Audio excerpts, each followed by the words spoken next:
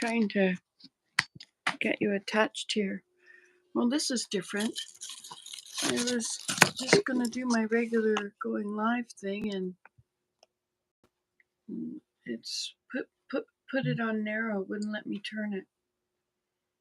Anyway, I'm not ready to do anything yet except sit here and weave. It's rather cold out. It's rather cold in here too, but I just don't feel like going out and getting firewood. So this is now 82 inches long, this rug that I'm making it with carded fiber. It's got a lot of short hairs in it. It's not, hey, careful, no. Yes, don't do that to the chair though. There's still little bits of stuff in it, but I've tried to get most of it out. Hey, stop, don't do that on my chair. Go use the other chair.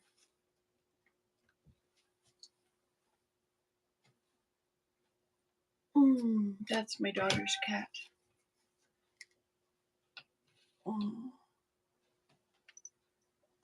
My back hurts this morning. Anyway, so I'm just doing this on Tabby. So, oops. Something's wrong here. Sometimes stuff gets stuck on the bottom. Here, let's have a prayer. Dear Heavenly Father, thank you for this new day. It's really cold out there, and I'm really not into going out and being cold. Thank you for providing me with long johns and sweaters and pants and socks. Thank you for providing us with our food and our houses, and thank you for the firewood for lighting the fire, and thank you for all these electric heaters that heat up the house when we're not energetic enough to get the wood stove going. Thank you for a good night's sleep. Please bless the people who went through an election today, bless the people that lost, whoever that lost everywhere, that they will be content, and bless those that won, that they will be honorable people and choose the best for the people. And bless us that we can know the difference between truth and error, that we might not be led by misinformation. Help us to tell the difference. Thank you so much for giving me things to do when it's cold outside. I really love weaving.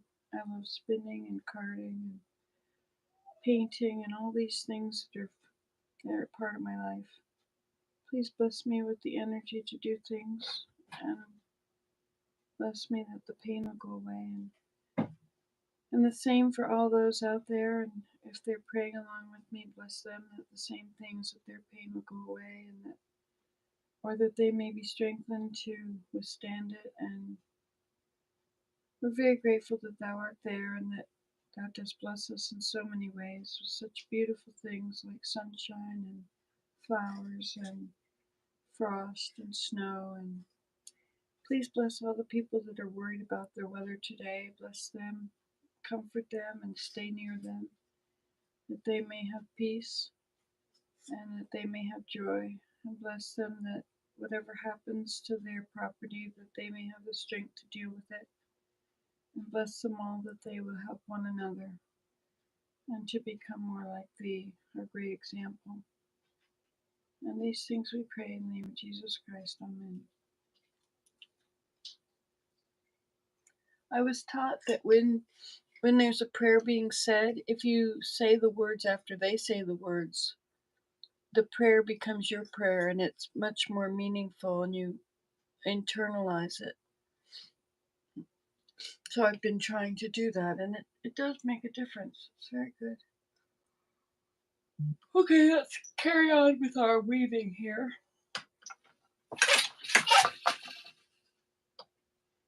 I should probably light the fire, but I ate some of Maya said Oh, try the chocolate. See if it's okay. Well, why do I think that this would have changed? And anyway, so I ate the chocolate with the sugar in it, and I am in a lot of pain. I don't think I did anything yesterday that would have caused pain. I went shopping, and I didn't have to carry heavy things, but I did eat that candy. And sugar does cause arthritis pain, so there we go again. But hopefully I won't be sick. I think I have a bit of a sniffle. It has been getting cold outside, and I've been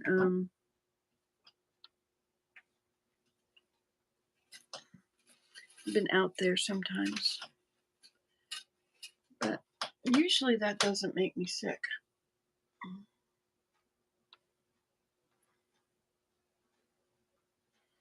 But anyway,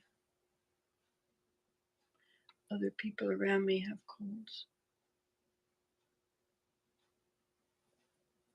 Oh, I went to bed last night at 8:30. I just thought I have no idea what time it really is because of this time change. So I got tired and I thought, forget this. I'm not staying up late thinking that it's early. I'm just going to go to bed. And so I went to bed at 8:30, and I felt like my parents who would go to bed at 8 o'clock. Well, it's time for us to go to bed. I thought that was so weird. Why would anybody go to bed at 8 o'clock and keep their heat at 80 degrees? Oh well.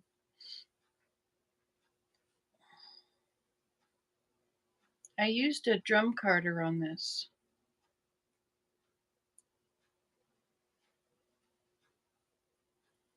But I could have run it through another time and gotten the bumps out. I probably should, you know. Oh. You can't put this stuff on a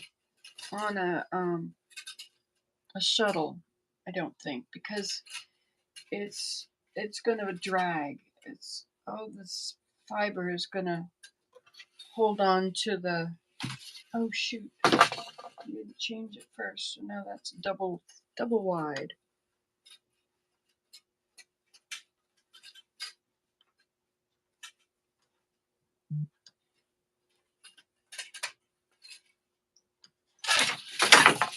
You have to change your foot pedal thing.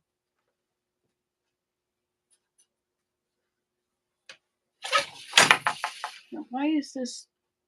What's going on here? Why is it not?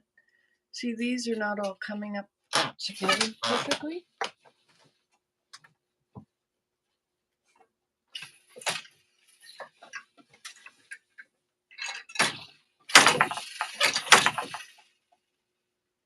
This one. I see what's happening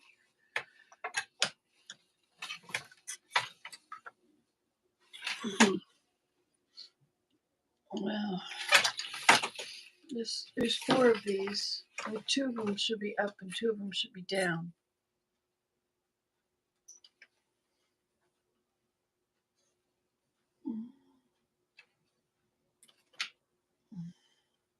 But it's not coming up all the way and going down all the way. Sometimes they get tangled up together.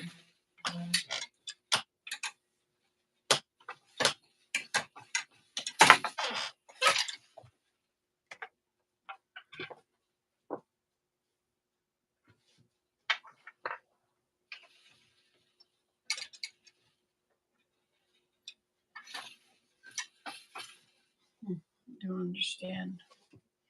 Don't know what's wrong.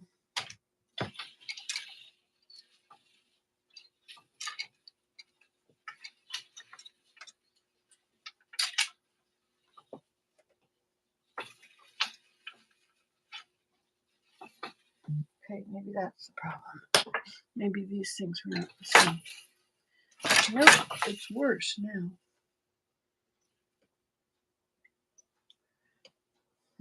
This one's up high here.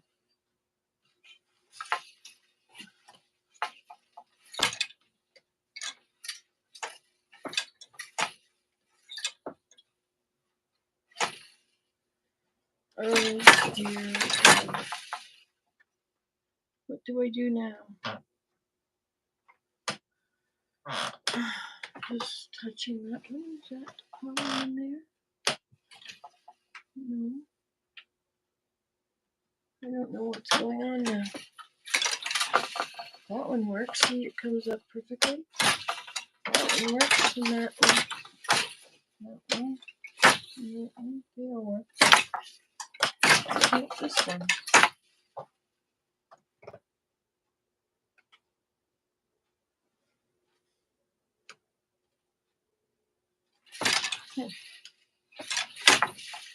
Well, just work with it the way it is, right?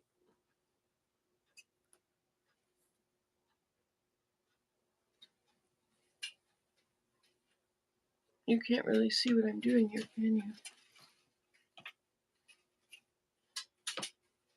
If you have a watch on, it doesn't work very well when you're trying to do this.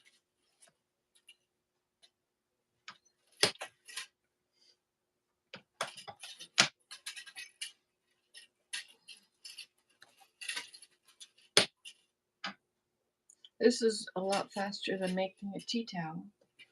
Making a tea towel, you have to throw the shuttle back and forth 10 times per inch or something.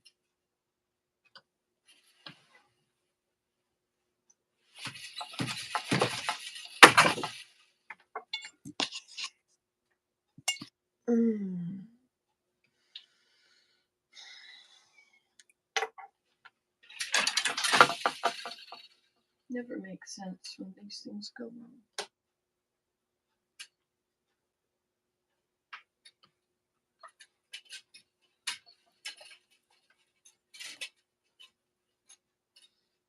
And oh, someone's here. What did it say? Oh, several people are here. Good morning, Tyler. Nancy, did I miss the morning prayer? Yes, I just said it. Was the chocolate X-Lax? No. You went to sleep at 8 as you were tired. No, 8:30. Why wouldn't you have the radio playing, Nancy? The radio? What do you mean? Right now? Sometimes it's nice to have the news playing in the background. Or scriptures, or, conference talks or something. I really like it when those are on. I had one on last night when I was falling asleep. I have to give a lesson on Sunday. And so I was listening to the talk I was to take my lesson from.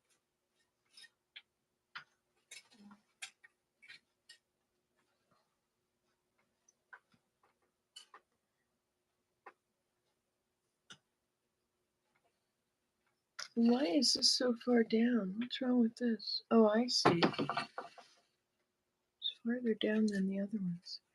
Sometimes it doesn't make much sense what goes wrong with these. When the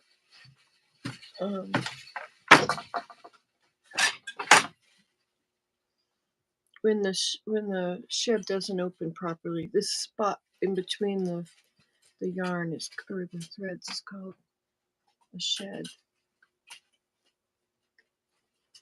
When I threaded this loom long ago, I don't know when it was, a year ago? I don't know, it doesn't seem like a year ago, but it probably was. Could have even been 2 years ago, but it just seems like it was a few months ago or, 6 months ago, but I know it was longer than that. But when I threaded it, I did it with a pattern, traditional bird's eye. I have a card here, which you can't see. Oops, this card here, traditional bird's eye, which tells me which petals to push down to make that pattern. It's a pretty complicated pattern actually, but I I mean, not as complicated as like overshot or something, but you have to pay attention. You go 6, 5, 4, 3, 4, 5, 6, 3, 4, 5, 6, 5, 4, 3. So you have to pay attention, and you can get mixed up and think you're at a different part of this, like 4, 3, 4, and over there it's 3, 4. And so 3, 4, 5, 6, and over here 3, 4, 5, 6, 5, 4, 3. So here 6, 5, 4, 3. So it's easy to get mixed up and think you're at a different part of the pattern, and then you look at the pattern after you've woven it, not necessarily right away, and you see that it doesn't look right, that the pattern is mixed up. It's supposed to have this sort of little eye pattern.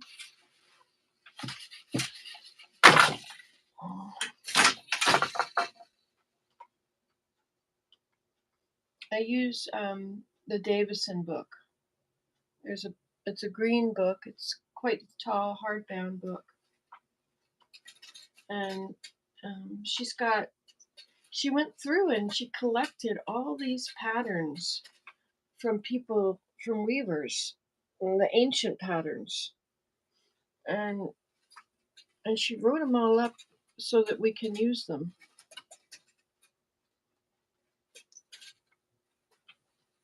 It's a wonderful collection.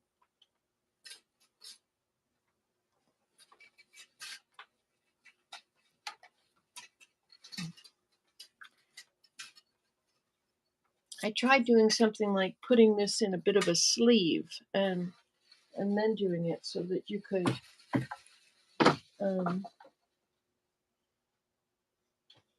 slide it through without it getting stuck on stuff. I tried to put it on my. You really need a shuttle that encloses it and yet releases it, but it's so big, it's quite hard for it to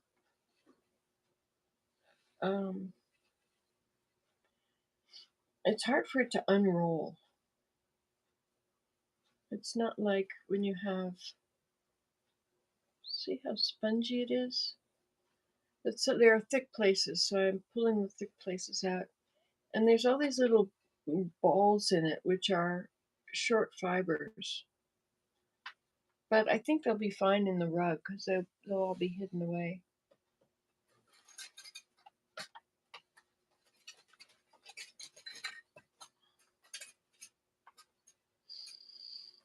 You sort of overlap them at the edge where they're meeting. It's nice to have something like this to do. You can sit down and, oh shoot, I didn't change it again. Talking to you is getting me off my game, Alas, alack. It's also the shed is getting pretty. If I push down the thing and then I push it with this, push down the brake, I mean.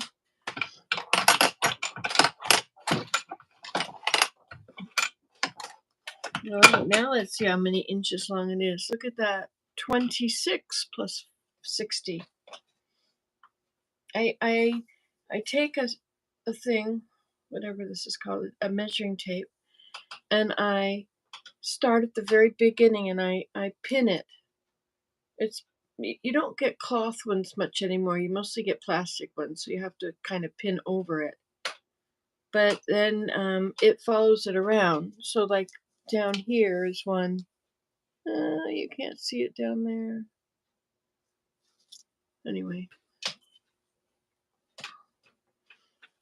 Okay.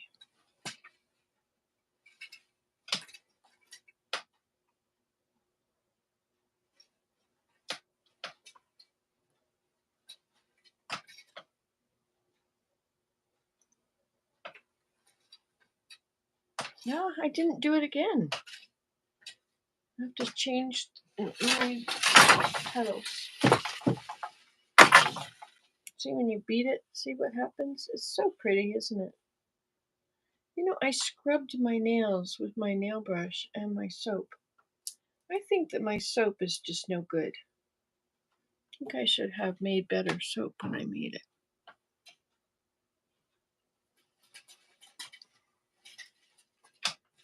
I used soapcalc.net, and it says on there how much, you tell the ingredients you're going to use, what kind of oil, and it'll tell you the cleansing, will give you a number value of the cleansing and creamy and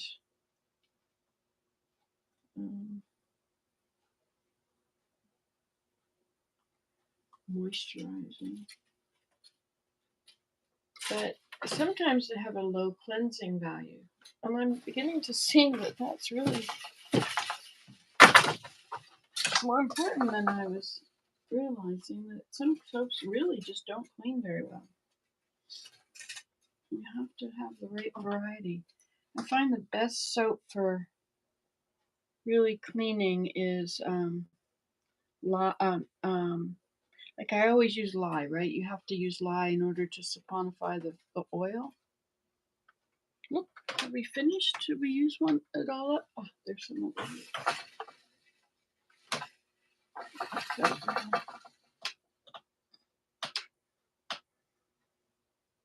Olive oil is a good one, and lard or tallow.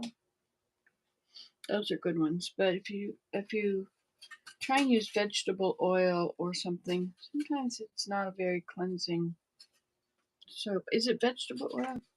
I don't remember what I used or didn't use, but anyway, this is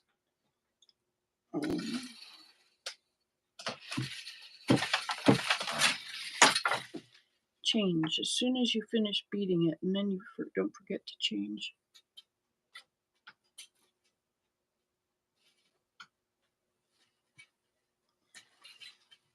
You always have to have this at an angle.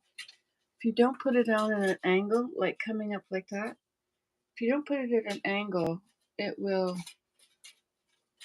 draw the sides in. And this, I want to make this into a poncho. It was a rug. It could be a rug, but it's really soft. And it's now, how long did I say it is? 26, so it's 60, it's 86 inches. So if I took it off now and I cut it in half, then it would be, I'd have to hem it right and then cut it in half. It would be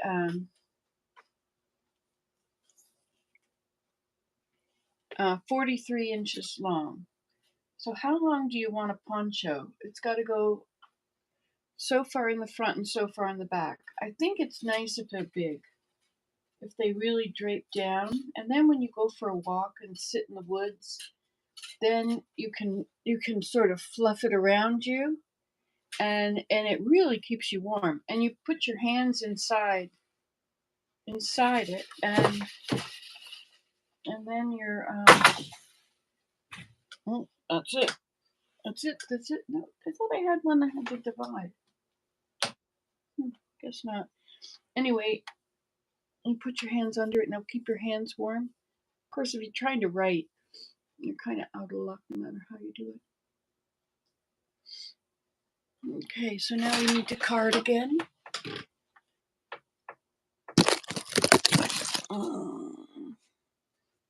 Outside, there's quite a lot of frost on everything. Of course, it's also quite messy out there. All right, shall we card here?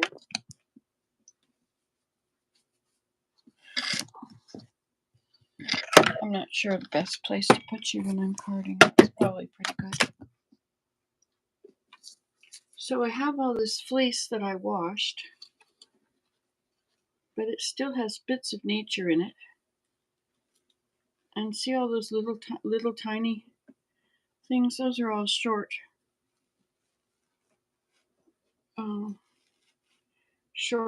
threads. And like this, it would make a really bumpy thing. It's pretty dirty too. So if I pull it first, drop some of the dirt out,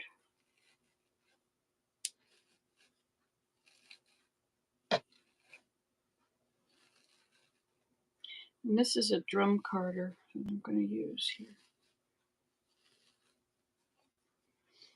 Okay, so I take it and I'll show you what it looks like from this side. So I'm going to put it through here.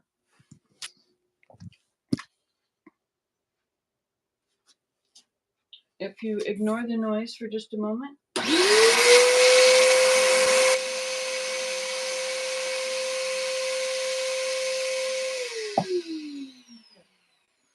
So I lay it down here and it'll draw it through. And as it draws it through, it sort of lines up and stretches all the fibers.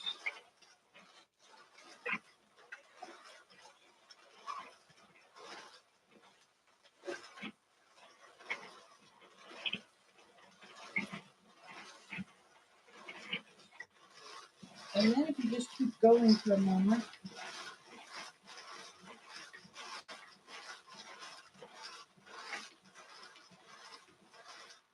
sometimes I do that and I vacuum at the same time.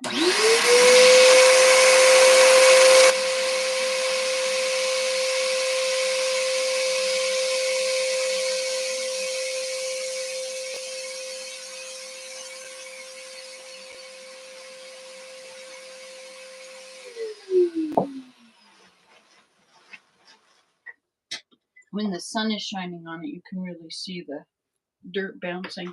So on here, there's this area where it's not, there's no spikes, teeth, piece of wood under it.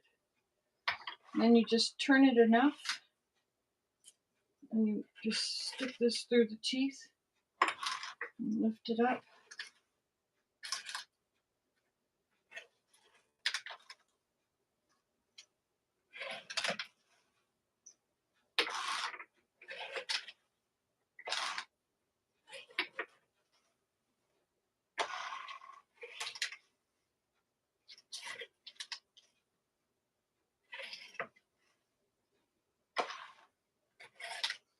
Now this is pretty dirty still, so I'll pick out some of those bits.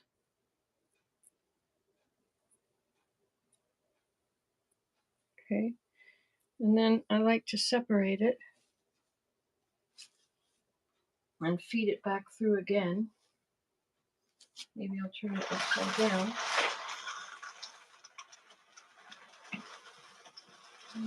I usually stretch it out as I'm doing it, so as to let the junk fall out of it.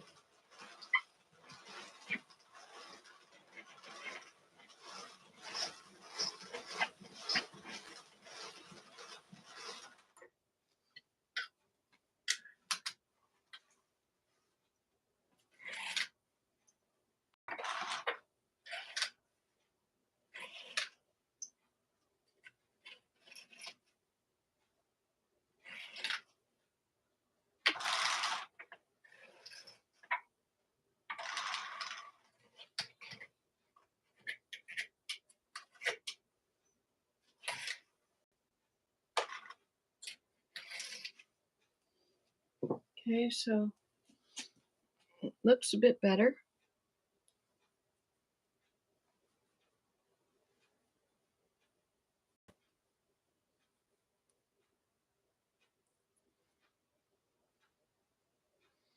It's pretty good.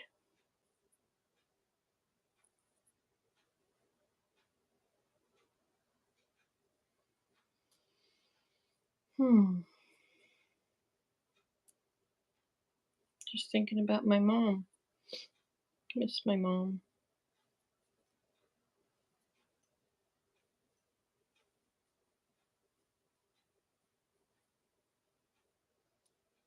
She used to call me every day. I think she called me and my brother and my sister every day.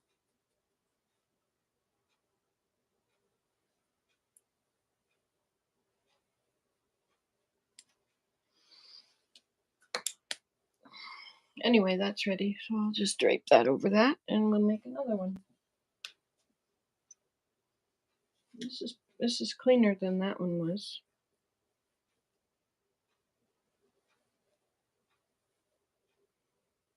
There's still all these little balls there of short fibers. Some people throw them all away, but I just can't bear to throw away anything, which is my problem. Oh well. Doesn't bother me.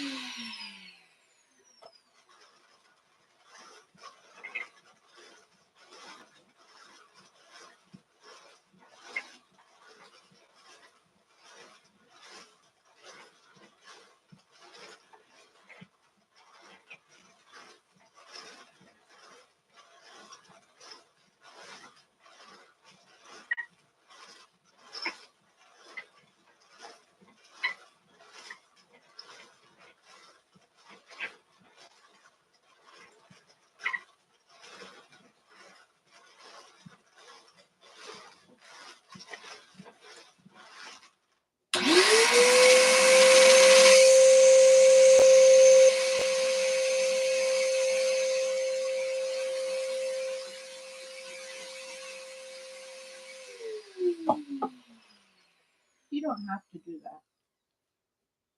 I just do it sometimes because I feel like it.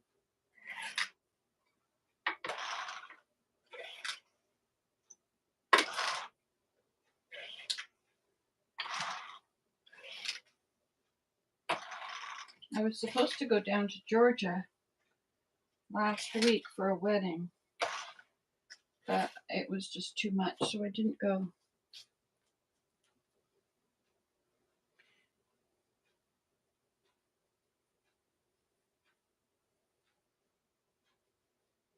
See, when you do this, some of the dirt falls out.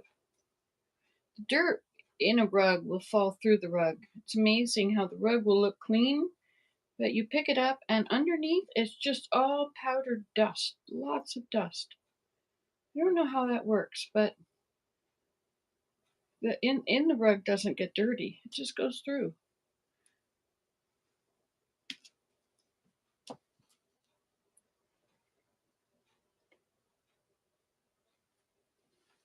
All right.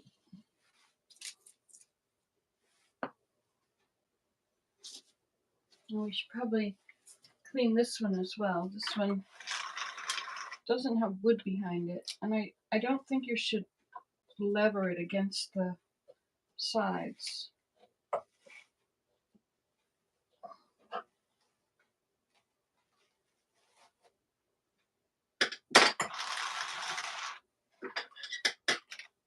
Be good to have a curved one. You don't want to damage the tines.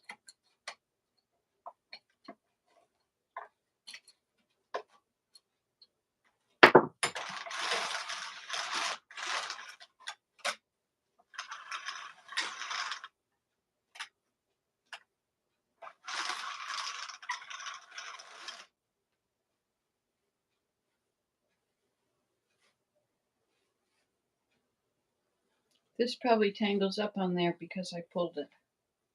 If you pull it while it's going in, it'll end up on that one.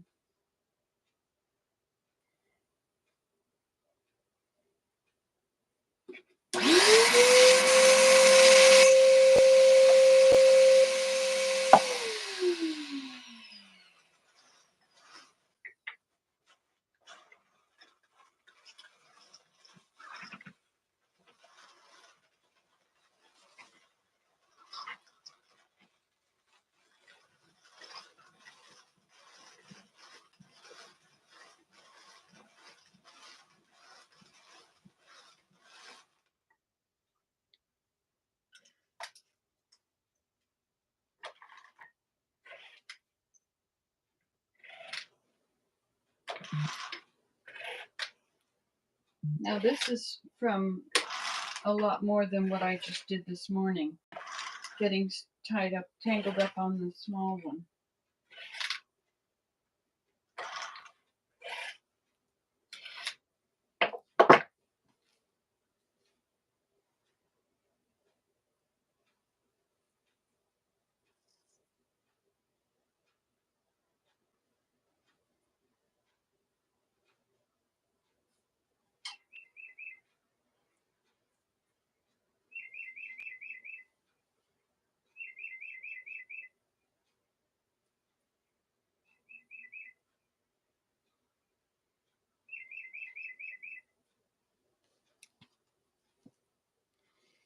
Okay, so this is ready. All that was on the small roller.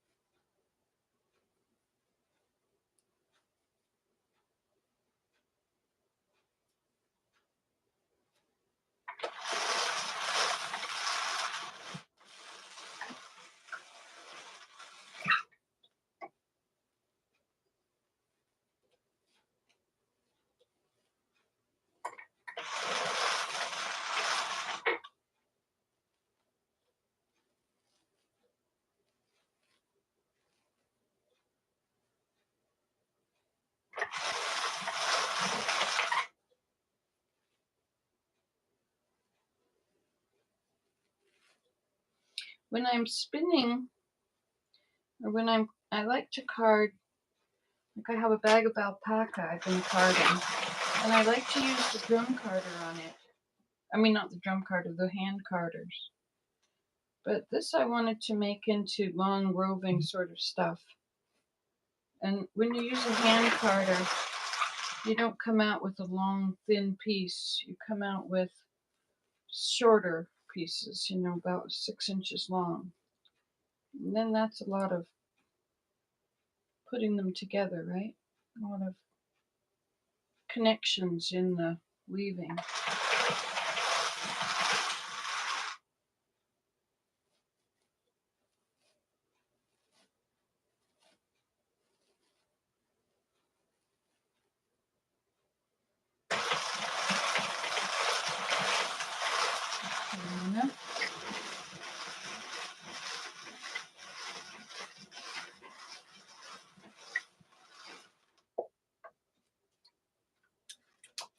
There's probably a million ways to do this, and this is not necessarily the right way, but it's the way that works for me, so I do it.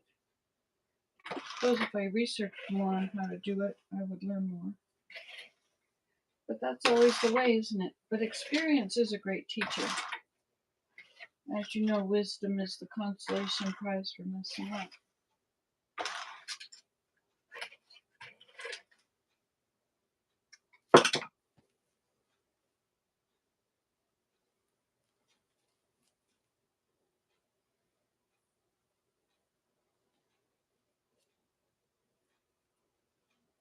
So it's lined up much better than it was.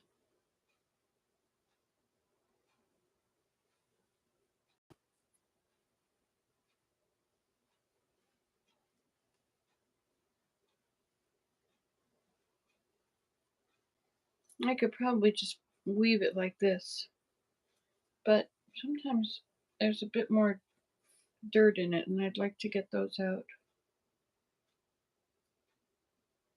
But a certain amount, of course, will fall through when it's a blanket.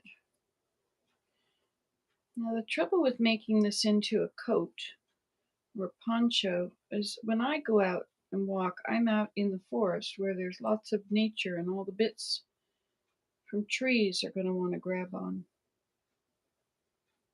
So it makes not a perfect solution, not a perfect.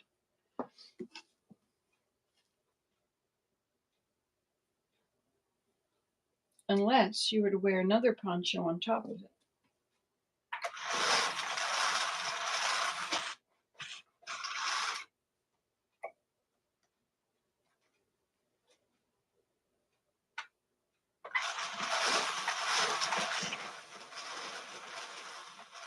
Like you could make a poncho out of a sheet and wear it over it. And just a sheet in bed over the top of your blankets just really makes you warm.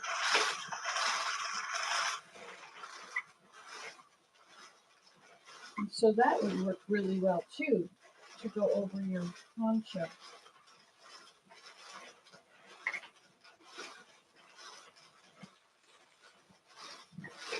I pulled it too much and it's tangled up on here now.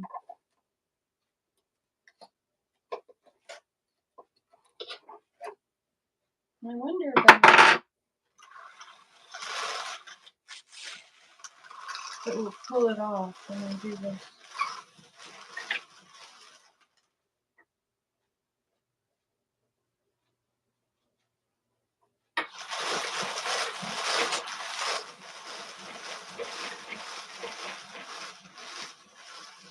It's all getting very dirty here with lots of bits.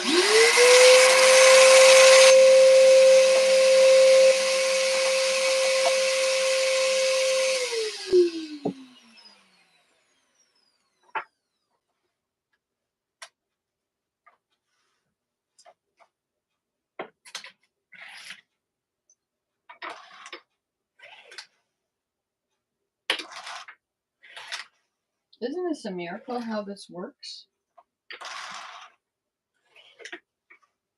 It's so quick and easy.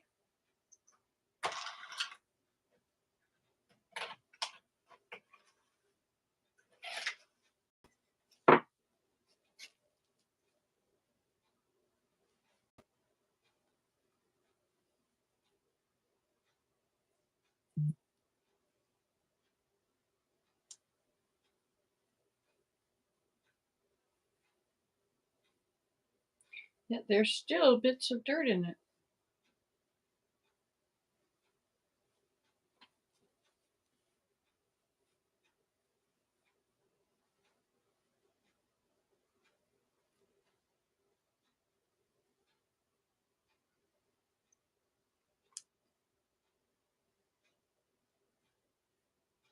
I think that'll be it. Well, this is starting to fall apart.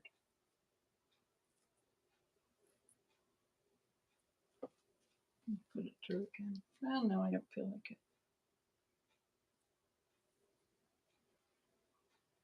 Yeah, I probably should.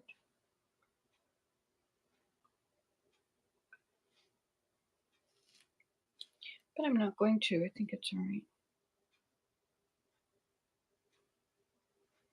There are these little bits, though, that should probably be connected to something else.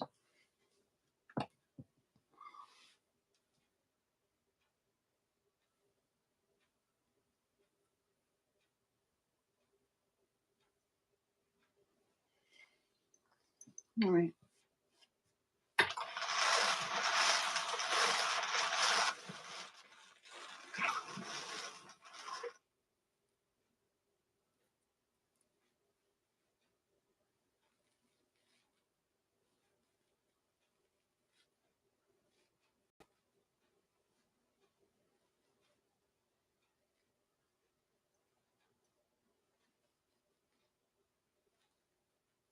You do this, lots of the dirt falls out. If you go pull it really far, like you're going to spin it like a thread, then you lose most all the dirt. But the drum carder can take out some. Doesn't seem to take out the big ones too well.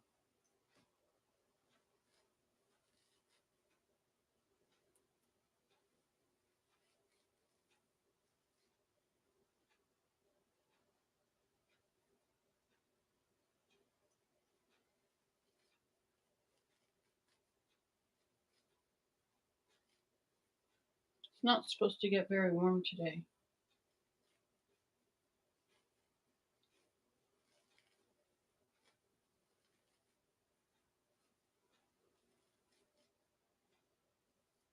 I played on the trampoline the other day. That was good for me.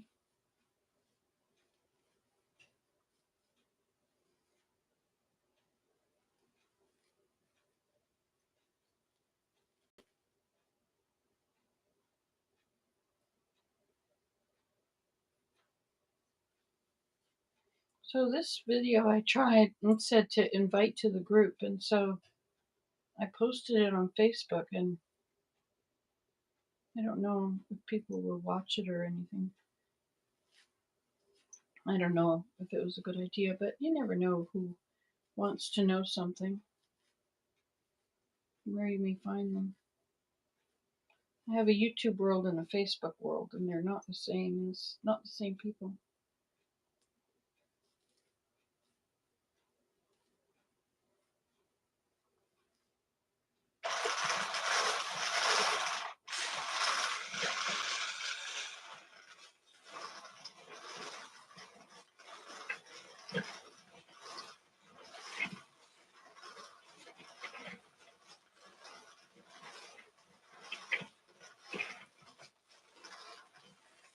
So you see the difference in the way it goes in and the way it comes out.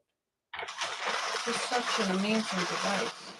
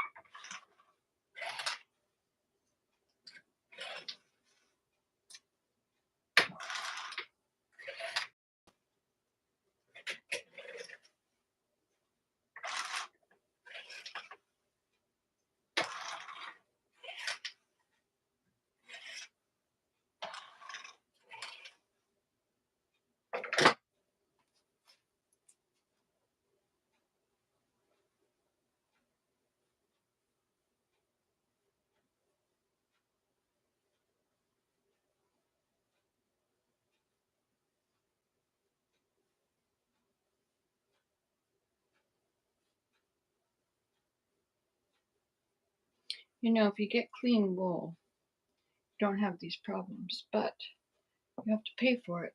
And I would rather not pay for stuff if I can help it.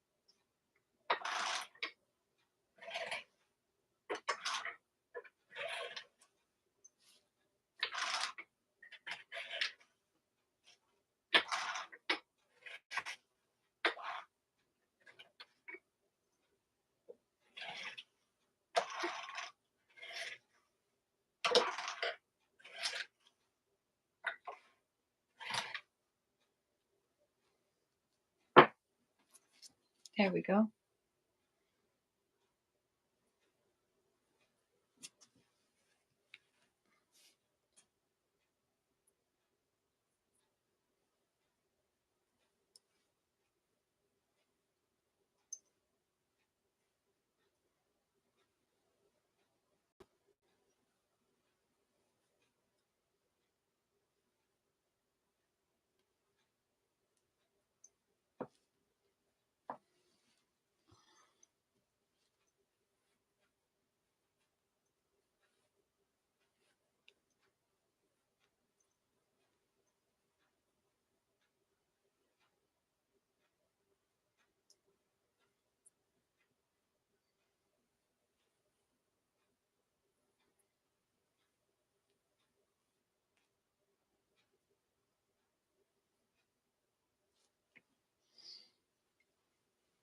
Okay.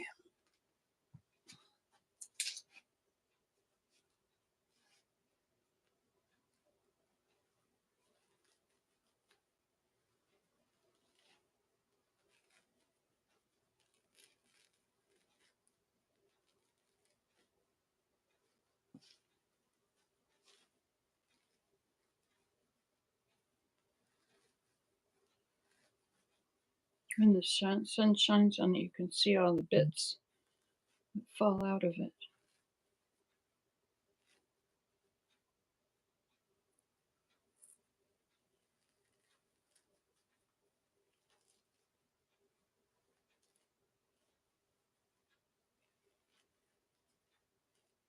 Yesterday I was doing the scriptures with you guys, and I never did go back and read all the comments before it turned off. I'm sorry I didn't get your comments there. Your live feed. I don't know how people keep up with it when they have thousands of people on their feed chatting. I mean, you just spend your whole video talking to the people or reading it.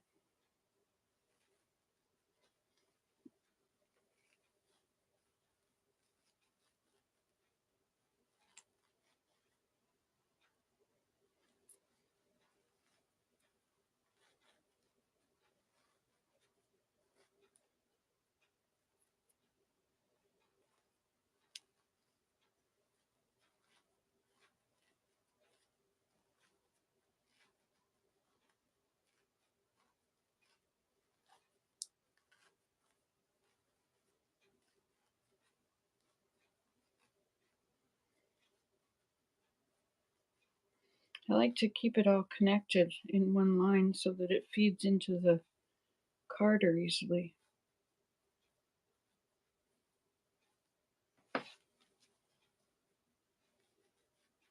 Look, the sun is coming up.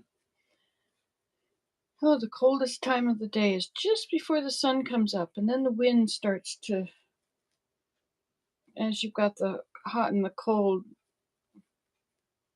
meeting each other, the air starts to turn over, and you get a breeze, which is a cold breeze. Went down yesterday morning and sat by the beaver dam. Wrote in my journal down there. I was waiting for the beavers to come and work on their dam, but they didn't come. I think they like sunset best, but sometimes they'll be out in the daytime too. The beavers don't mind the ice. So when they come out of the water, they get air in their fur.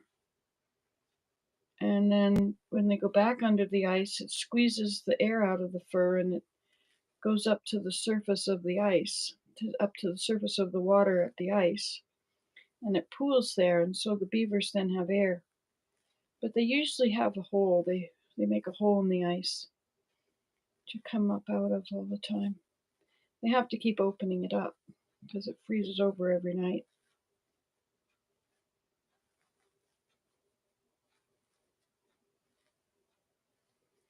It's so interesting to watch the beavers and see what they're up to, you know.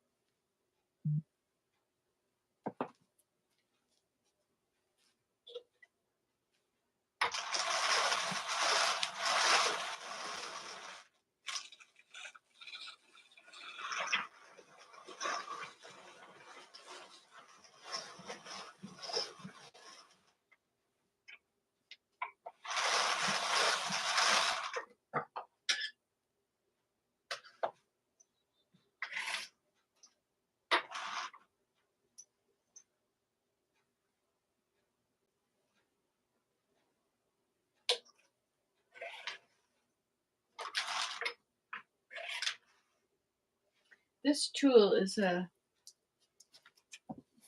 don't know, came from the hardware store.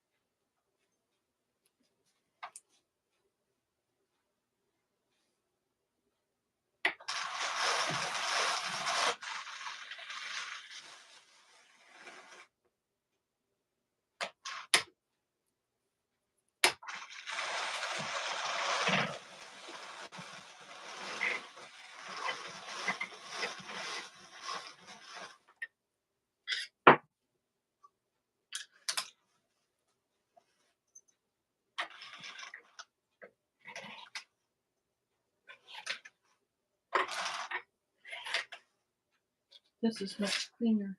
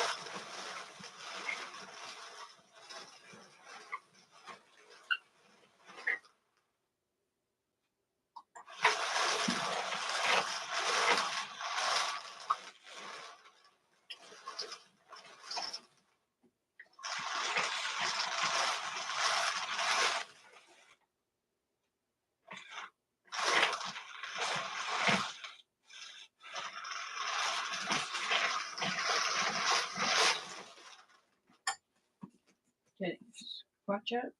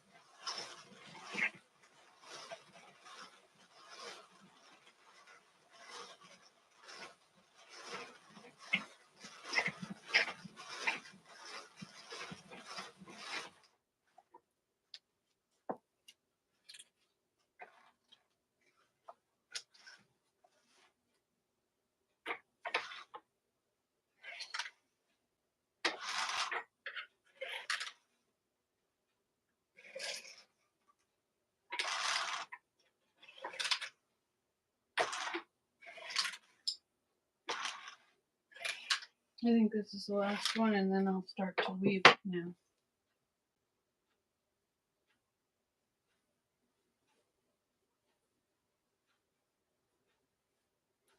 See how nice and clean it is?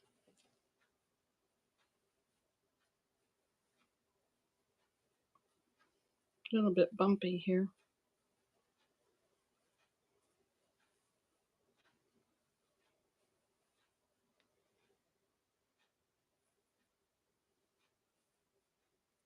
Okay. Well, this is pretty bumpy. I think this should go in again.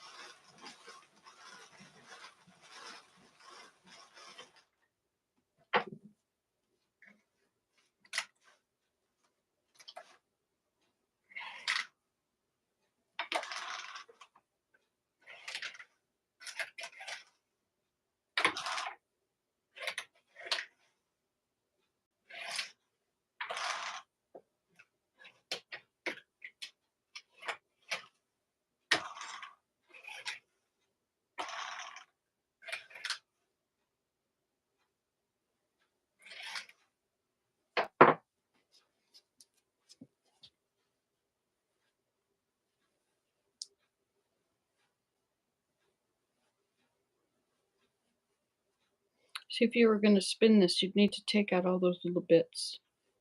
Unless you want lumpy spinning. Lumpy yarn.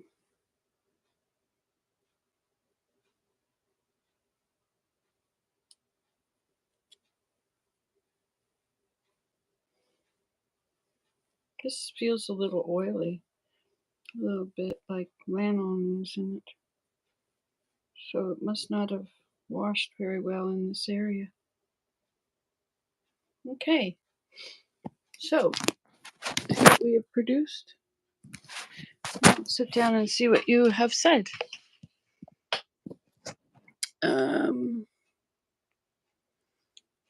I enjoy the Canadian radio. Maybe it isn't. Maybe it's not working properly because you're sleepwalking. You never know. Good morning, Suze. Okay, so here we go. Let us carry on here again.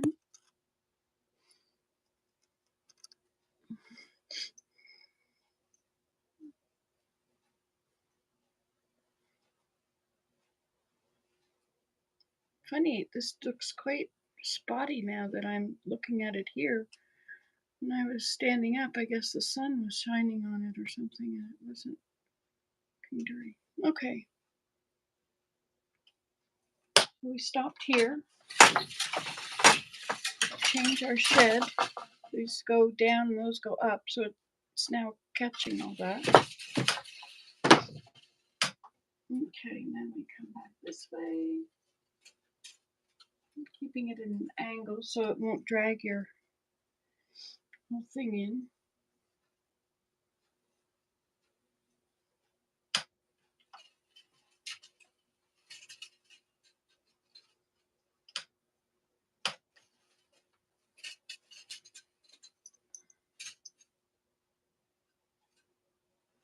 You see a piece of nature. I don't think this is going to work so well when it's that long.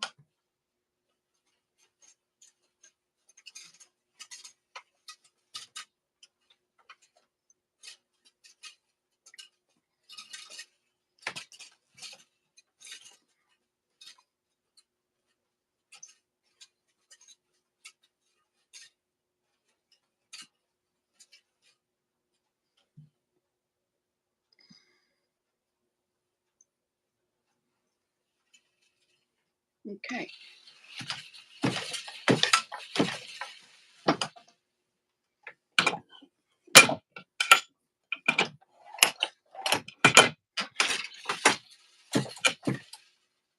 That was a little bumpy there.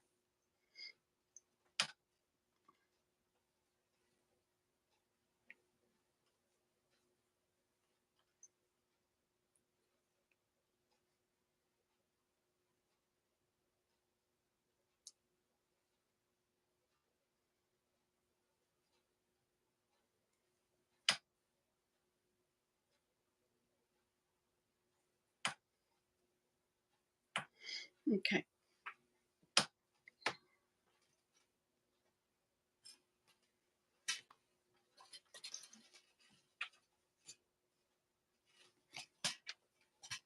The one at the end is a floater. That's what it's called. So you go up, you pull it up and down, and weave it with so that it makes a nice selvage on the end.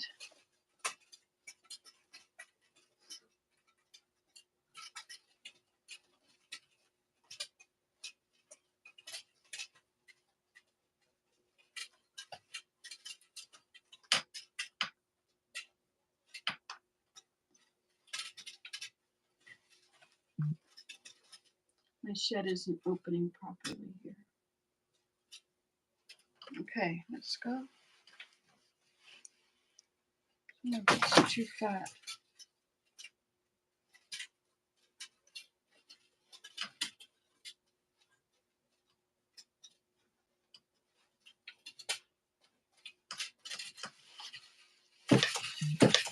Yeah, that was pretty thin right there compared to the rest of it. And there we go.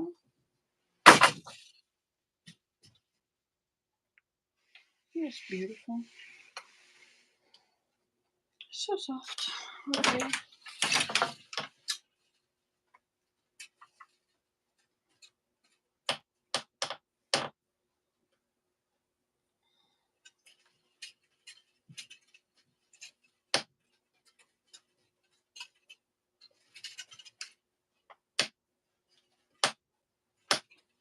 Oops.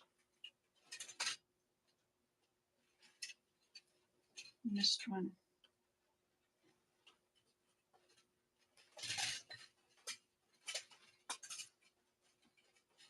I have to figure out what's happened to my shed here. Why isn't it opening properly?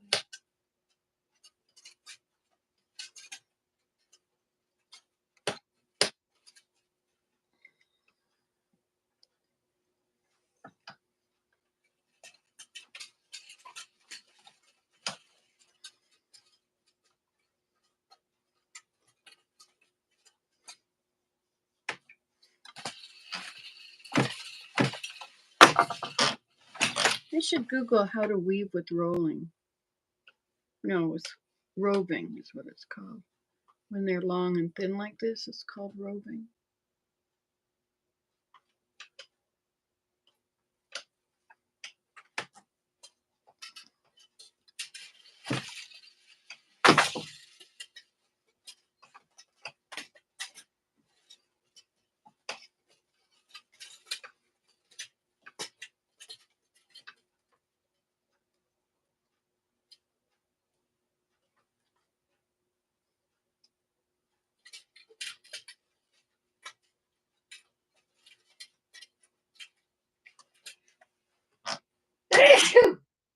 Excuse me.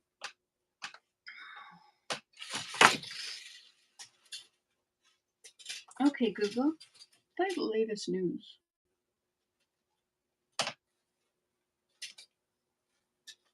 Here's the latest news. From PBS NewsHour at 7:47 p.m. yesterday.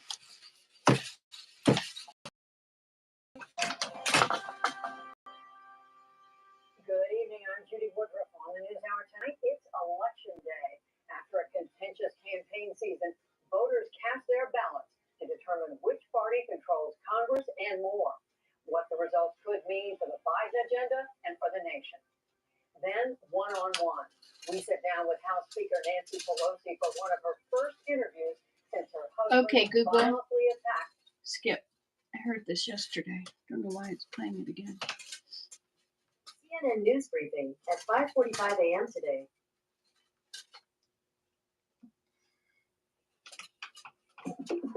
From CNN, I'm Jo Beck with the 5 things you need to know for Wednesday, November 9th. Well, many people were expecting a red wave, but so far it's been more like a ripple. As midterm election results come in, Democrats have had a better night than expected, and they've managed to flip at least one Senate seat. I never expected that we were going to turn these red counties blue, but we did what we needed to do, and tonight, that's why I'll be the next U.S. Senator from Pennsylvania. CNN projections show John Fetterman will beat Mehmet Oz in a closely run Pennsylvania Senate race. The pair ran one of the most contentious and expensive contests in the country, all of it while Fetterman continued his recovery from a pre-primary stroke that affected his ability to speak on the trail. Meanwhile, J.D. Vance, the Republican Senate candidate backed by former President Donald Trump, has won in Ohio according to projections, beating Democrats Tim Ryan to keep the seat under GOP control. Whether you voted for me or not, the thing that I promise to do is go to the United States Senate and fight every single day for the people of Ohio. Republicans need a net gain of 1 seat to win control of the Senate, so now all eyes are on close races in Georgia, Wisconsin, Arizona, and Nevada, where results are too early to call. And in Georgia, we might not get a winner until next month, as the Secretary of State there is predicting neither Republican Herschel Walker nor Democrats Raphael Warnock will get the 50% plus 1 votes needed, meaning there would be a runoff on December 6th. CNN is not projecting that yet, though, as we're still waiting for the results to come in. And the balance of power in the House has not been decided yet either, with many of the races still too close to call at this point. It's looking good for Republicans, but not quite as good as anticipated. With many races yet to be called, as of now, the GOP has flipped the most seats, and Republican Minority Leader Kevin McCarthy was already very optimistic a few hours ago. We built upon those gains 2 years ago, and it is clear that we are going to take the House back. That, of course, remains to be seen. Whatever happens, Republicans need to end up with 5 more seats than they started with. Now, just a reminder, all 435 seats were on the ballot this election, which means 218 seats are needed from either party to control the House. We'll keep you updated as results come in. But it wasn't just House and Senate seats on the ballot. Ron DeSantis had a good night in Florida, but he's projected to comfortably hold on to his position as governor of the state. A result that could have wider implications for the 2024 presidential bid DeSantis is believed to be eyeing. In the battleground state of Michigan, meanwhile, CNN projects incumbent Democratic Governor Gretchen Whitmer has defeated Republican challenger Tudor Dixon. The result comes after a campaign that focused largely on her support for abortion rights in the wake of the Supreme Court's reversal of Roe v. Wade. And staying on that topic, CNN projections show people in California, Michigan, and Vermont have voted to protect abortion rights in their states in some shape or form. We'll have more on that in our 9 a.m. episode. Candidates from both sides of the aisle made history last night. Republicans are excited about growing their roster of female governors and electing more Latino members to the U.S. House, while Democrats are on track to bring more LGBTQ representation in governors' offices. And projections show Democrat Maxwell Frost will be the first member of Gen Z elected to Congress, winning the open seat for Florida's 10th congressional district. He spoke to CNN affiliate WESH. Gen Z and millennials make up a third of our country, but we're nowhere near a third of government. And I think we need a government that looks like the people. Coming up, we'll give you some of the other headlines from around the world today. I'm CNN's Thomas Lake. On the next episode, the James Brown mystery. At one point, I just thought it was better to do things because I would be spotted for the rest of my All right, life. let's like see I how have. long this Jesse is is now. talking about the night everything changed. 31 plus I have had 60, therapy, 91 and it inches. still can't take it out of my brain. The James Brown mystery. You can catch up with the first 2 episodes now on Apple Podcasts, Spotify, iHeartRadio, or your favorite podcast app. WNBA star Brittany Griner's attorneys say she's being transferred to a Russian penal colony, but they don't know her exact location or destination. Russian penal colonies are known for their tough manual labor, poor hygiene, and lack of medical care, and that's where Griner will be serving the remainder of her 9-year drug smuggling sentence. Griner's detention has raised concerns that she's being used as a political pawn in Russia's war against Ukraine. And despite that conflict in Ukraine, a US official says the US and Russia have agreed to hold nuclear talks in the near future. They'll be discussing the single existing nuclear treaty between the two countries for the first time since before the war in Ukraine began. It was last extended in 2021. In Nepal, officials say at least 6 people have died in an earthquake that hit the west of the country this morning. Several people have also been injured, and a search and rescue operation is underway. That's all for now, and later today we'll break down key I didn't think takeaways from that the that midterm earthquake was elections. very Listen to strong. our special elections episode at 12 p.m. Eastern. But first, I'll be back with our next episode, which drops at 9 a.m. Eastern.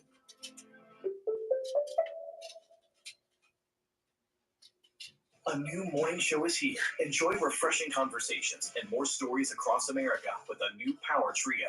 Join Don Lemon, Poppy Harlow, and Caitlin Collins on CNN This Morning, every weekday from 6 to 9 a.m. on CNN. From CBC News at 8:29 a.m. today.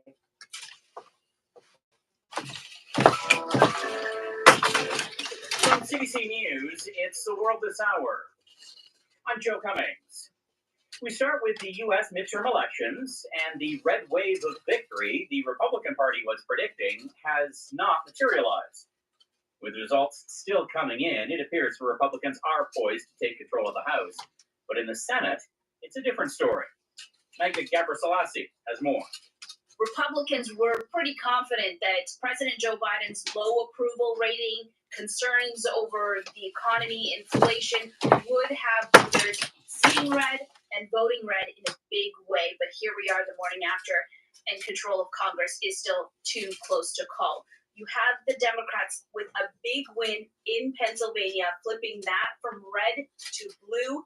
John Fetterman beating out Dr. Mehmet Oz. But there are still several tight races for the Senate. We're watching Arizona, Nevada, Then you have Georgia for the Democrats. There's Senator Raphael Warnock trying to hang on to his seat there. He's up against Republican Herschel Walker. The votes are still being counted. It could take days, it could take weeks. And for either one to win, they need more than 50% of the votes. Good morning. Otherwise, they could go at it again in an election runoff in December. Magda Gebrselassie, CBC News, Washington. In the House, the Democrats held on to seats from Virginia to Kansas to Rhode Island, while many districts in states like New York and California have not yet been called. As for voters in Northwest Georgia, they have reelected controversial Republican Marjorie Taylor Greene. In the wake of Roe v. Wade being struck down by the U.S. Supreme Court, there's no doubt abortion was a critical issue in the midterms, and voters in a number of states enshrined abortion rights into their constitutions. Proposition 3 in Michigan has created a right to reproductive freedom in the state, with similar proposals in California and Vermont also passing. Results are still pending on other abortion laws in Kentucky and Montana. Now to a Canadian election, and new Alberta Premier Danielle Smith has won a seat in the provincial legislature. I just want to thank all the voters in Brooks, Medicine Hat for putting faith in me. This is our declaration that Alberta is worth fighting for. The Smith by-election win wasn't as big as expected. The riding is considered UCP friendly, but Smith finished with 54% of the vote, which is lower than most had predicted. Smith can now be sworn in and plans to reconvene the legislature on November 29th. The mayor of Coutts, Alberta, Jim Ouellette, appears today before the Emergencies Act inquiry. He's already heard from protesters who took part in the Coutts border blockade. Janice McGregor reports.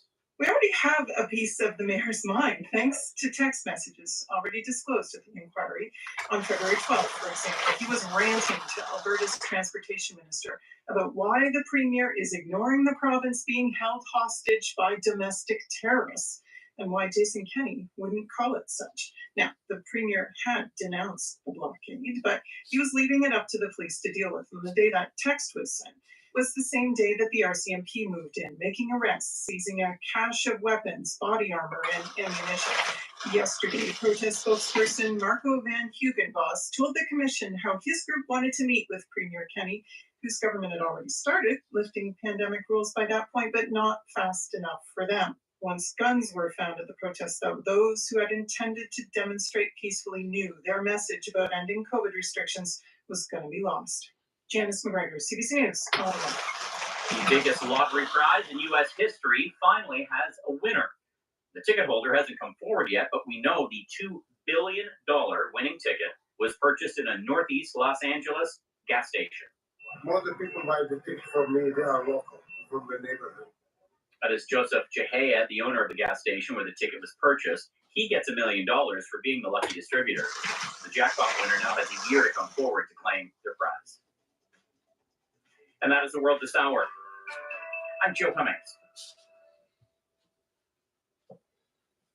From Al Jazeera at 7:59 a.m. today. The House and Senate still hang in the balance hours after polls closed in the US midterm elections. Votes are still being counted in several crucial states. All 435 seats in the House and a third in the Senate are being contested. Mike Hanna explains how the outcome of the election so far could be beneficial to the Democratic Party. Perhaps the most significant thing that has emerged throughout the course of this evening is the fact that the losses have been so slight for the Democrats at this particular stage.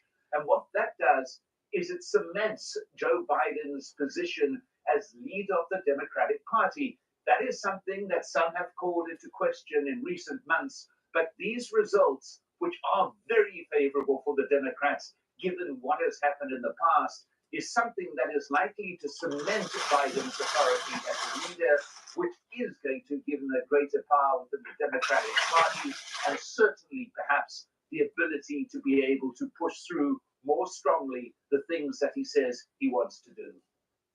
Facebook's parent company Meta has just announced it will be letting more than 11,000 employees go. Mark Zuckerberg says he's reducing the size of the team by about 13% and extending a hiring freeze through the first quarter of next year. Thousands of people in Greece are on strike over the rising cost of living. Flights and public transport are facing severe disruptions. Unions are demanding lower taxes and an increase to the minimum wage. France has branded Italy as unacceptable after Rome refused to allow several rescue ships to dock. 4 vessels carrying migrants and refugees were initially denied permission to land in Italy over the past week.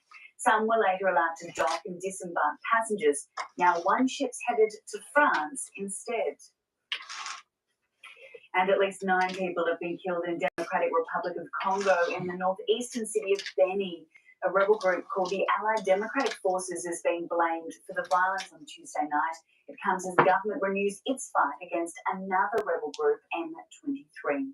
Hello, I'm Charles Dance, your narrator for Hindsight, an original podcast by Al Jazeera. In season 4, we meet the spark of the civil rights movement in the United States. Rosa Parks took a stand by sitting down, but that's not all she did. Hindsight from Al Jazeera, wherever you get your podcasts. From NPR World at 4:25 p.m. yesterday. Since Russia's invasion in February, Italy has been one of the European Union's strongest supporters of Ukraine. Good morning, As Zara. NPR's Sylvia Pajoli reports, there's concern that Ukraine fatigue is beginning to set in. Last month, Italy got a new right-wing coalition government. Prime Minister Giorgia Meloni has vowed she will continue her predecessor's staunch support and military assistance for Ukraine. But polls show that fewer than 40% of Italians approve, says Stefano Feltri, editor of the daily Domani. Italy is by large the most skeptical country in Europe in supporting Ukraine on a military basis.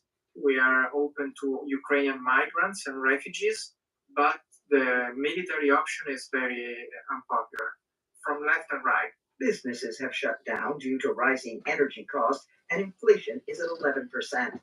The Nomisma Research Institute reports that 62% of Italian households currently live on less than $2,000 a month, and many blame the war in Ukraine for their economic woes.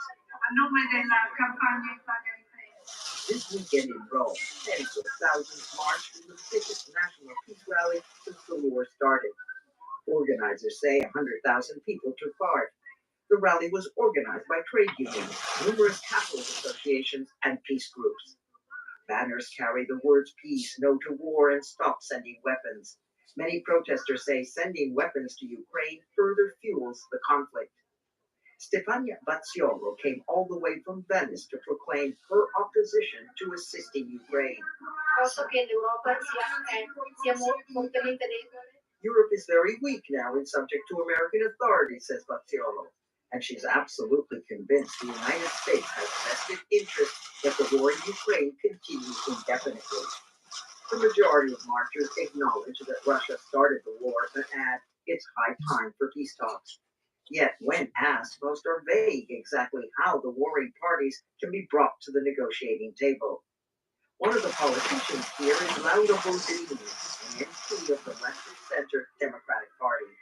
We have to get a ceasefire, and also we have to try to get an international conference with all the world leaders to impose peace and put Putin in a condition that he has no choice. The government is set to approve Italy's 6th package of military aid for Ukraine, and Prime Minister Meloni has stated Italy will never be the weak link of the West.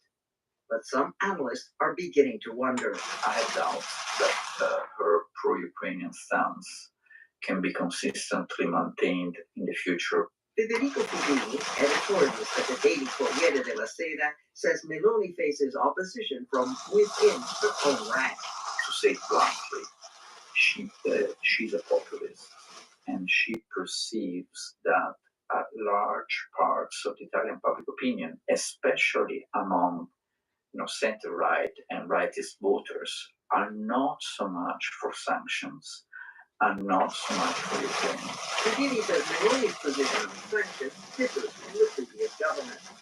Meloni has floated the idea Italy could be compensated by the EU for economic losses inflicted by the sanctions, a request that could cause a serious rift in what up to now has been Europe's united front on Ukraine.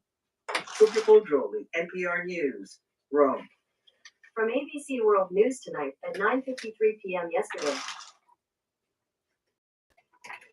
Tonight, breaking news as we come on the air. Election night in America, the critical midterm election in a deeply divided country. The first exit polls coming in now, what they reveal already. Tonight, control of the House at stake, control of the Senate too, and what this could all mean for President Biden's next 2 years in office. Millions of Americans across the country heading to the polls, some waiting hours in line to cast their ballots. The Senate race in Pennsylvania, a dead heat. John Fetterman against Dr. Mehmet Oz. In Georgia, a razor-thin race there as well. Senator Raphael Warnock against Herschel Walker. Republicans need to gain just 1 seat to take back control of the Senate. They need 5 seats to flip the House. 45 million Americans voting early. Elections officials already pointing to a midterm record for early turnout. Eva Pilgrim and Steve Osunsami live in the battlegrounds. Rick Klein and Rachel Scott at the boards tonight. They'll show us what to look for early in the night.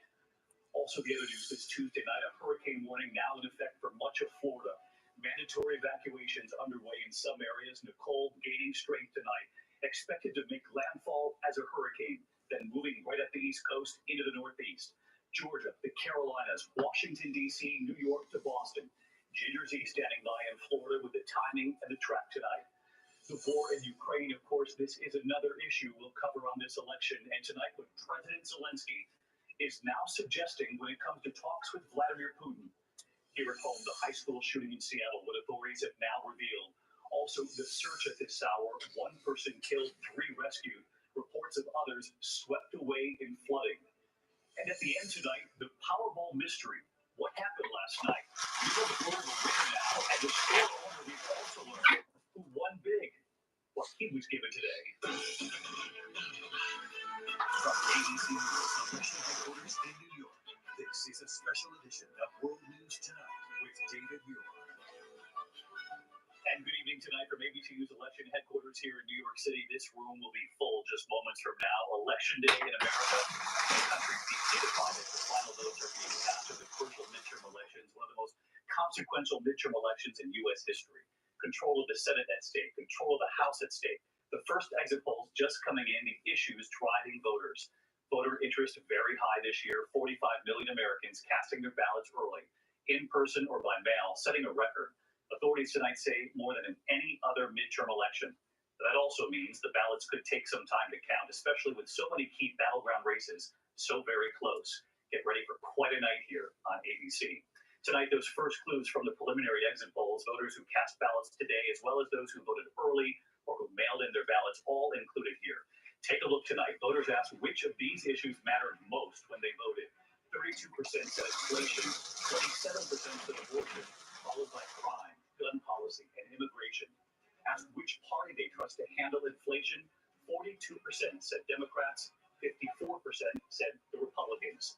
And asked whether they approve of President Biden's job performance, 45% said they approve, 55% disapprove. And there are 2 numbers tonight that you will hear again and again during our election night coverage all night long. They are 1 and 5. Republicans need a net gain of just 1 seat to take back control of the Senate, a net gain of just 5 seats to take control of the House. One of those key Senate races, the Senate race in Pennsylvania tonight. Democrat Lieutenant Governor John Fetterman voting this morning in his hometown of Pennsylvania. Republican Dr. Mehmet Oz voting in suburban Philadelphia. The Pilgrim leading us off tonight in Pittsburgh. In Pennsylvania this morning, the Democrat in the nation's most watched Senate race driving himself to the polls in his pickup truck. How you feeling this morning? John Fetterman campaigning as a fighter for the little guy, saying his recent stroke has made him a stronger, more empathetic candidate. This is what recovery from a stroke looks like 5 months ago. Sometimes I'm going to mix some words. Sometimes I'm going to mush 2 words together.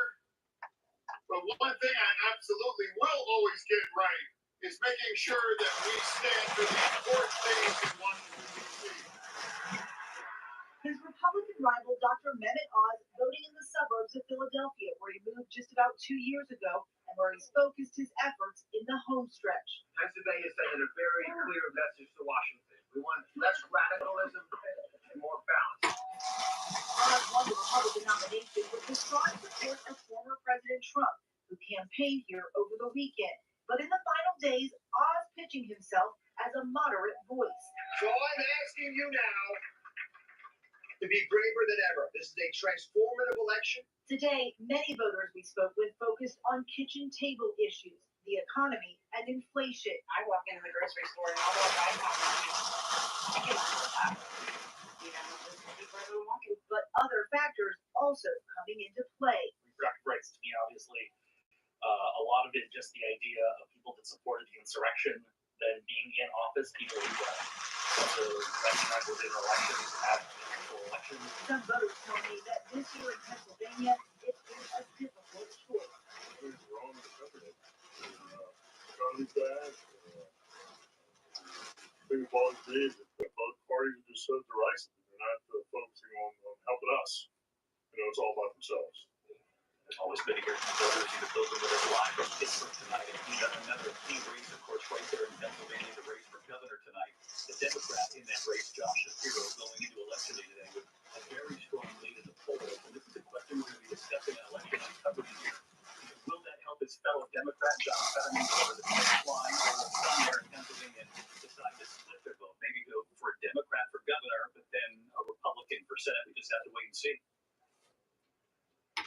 That's right, David. We're at the Fetterman campaign event tonight here in Pittsburgh, and we have heard from voters across the state that they are going to split their votes. Some Republicans that we've talked to say they're voting for Shapiro, saying that Mastriano, the Republican candidate, is just too extreme. But then others tell us that they are voting straight ticket.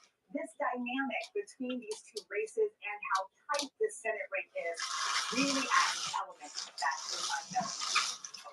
Silverman counting on you a lot tonight in Pennsylvania, the key state of Pennsylvania, as always. Thank you. In the meantime, to Georgia, the state that determined control of Congress 2 years ago. This time, they can do it again. Tonight's that race for the Senate and the dead heat as well. Senator Raphael Warnock campaigning for re-election there. The Republican Herschel Walker, of course, battling to unseat him.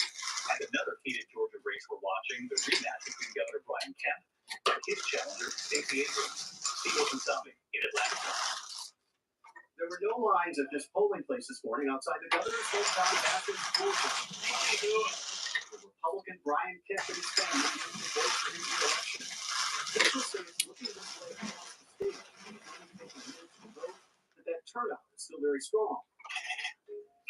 Like millions of Georgians, Democrat Stacey Abrams voted early. If she wins tonight, she'll become the first black woman in America ever elected governor. In the U.S. Senate race, both Republican Herschel Walker and Congressman Raphael Warnock also voted early. They joined more than 2.5 million Georgians who voted before Election Day, a record for a midterm election here. What's your feeling on this election? It can be a very, very close one. Crime is my number one. I would say the economy is a bit more important. I'm concerned about families, the seniors, cost of living, things like that. I think the biggest thing is the economy. You know, a lot of people in the last year or so have dealt with a ton of inflation, rising costs, wages aren't really keeping up. Georgia voters told us today they were all over the place on the issues, and many were voting for both Democrats and Republicans.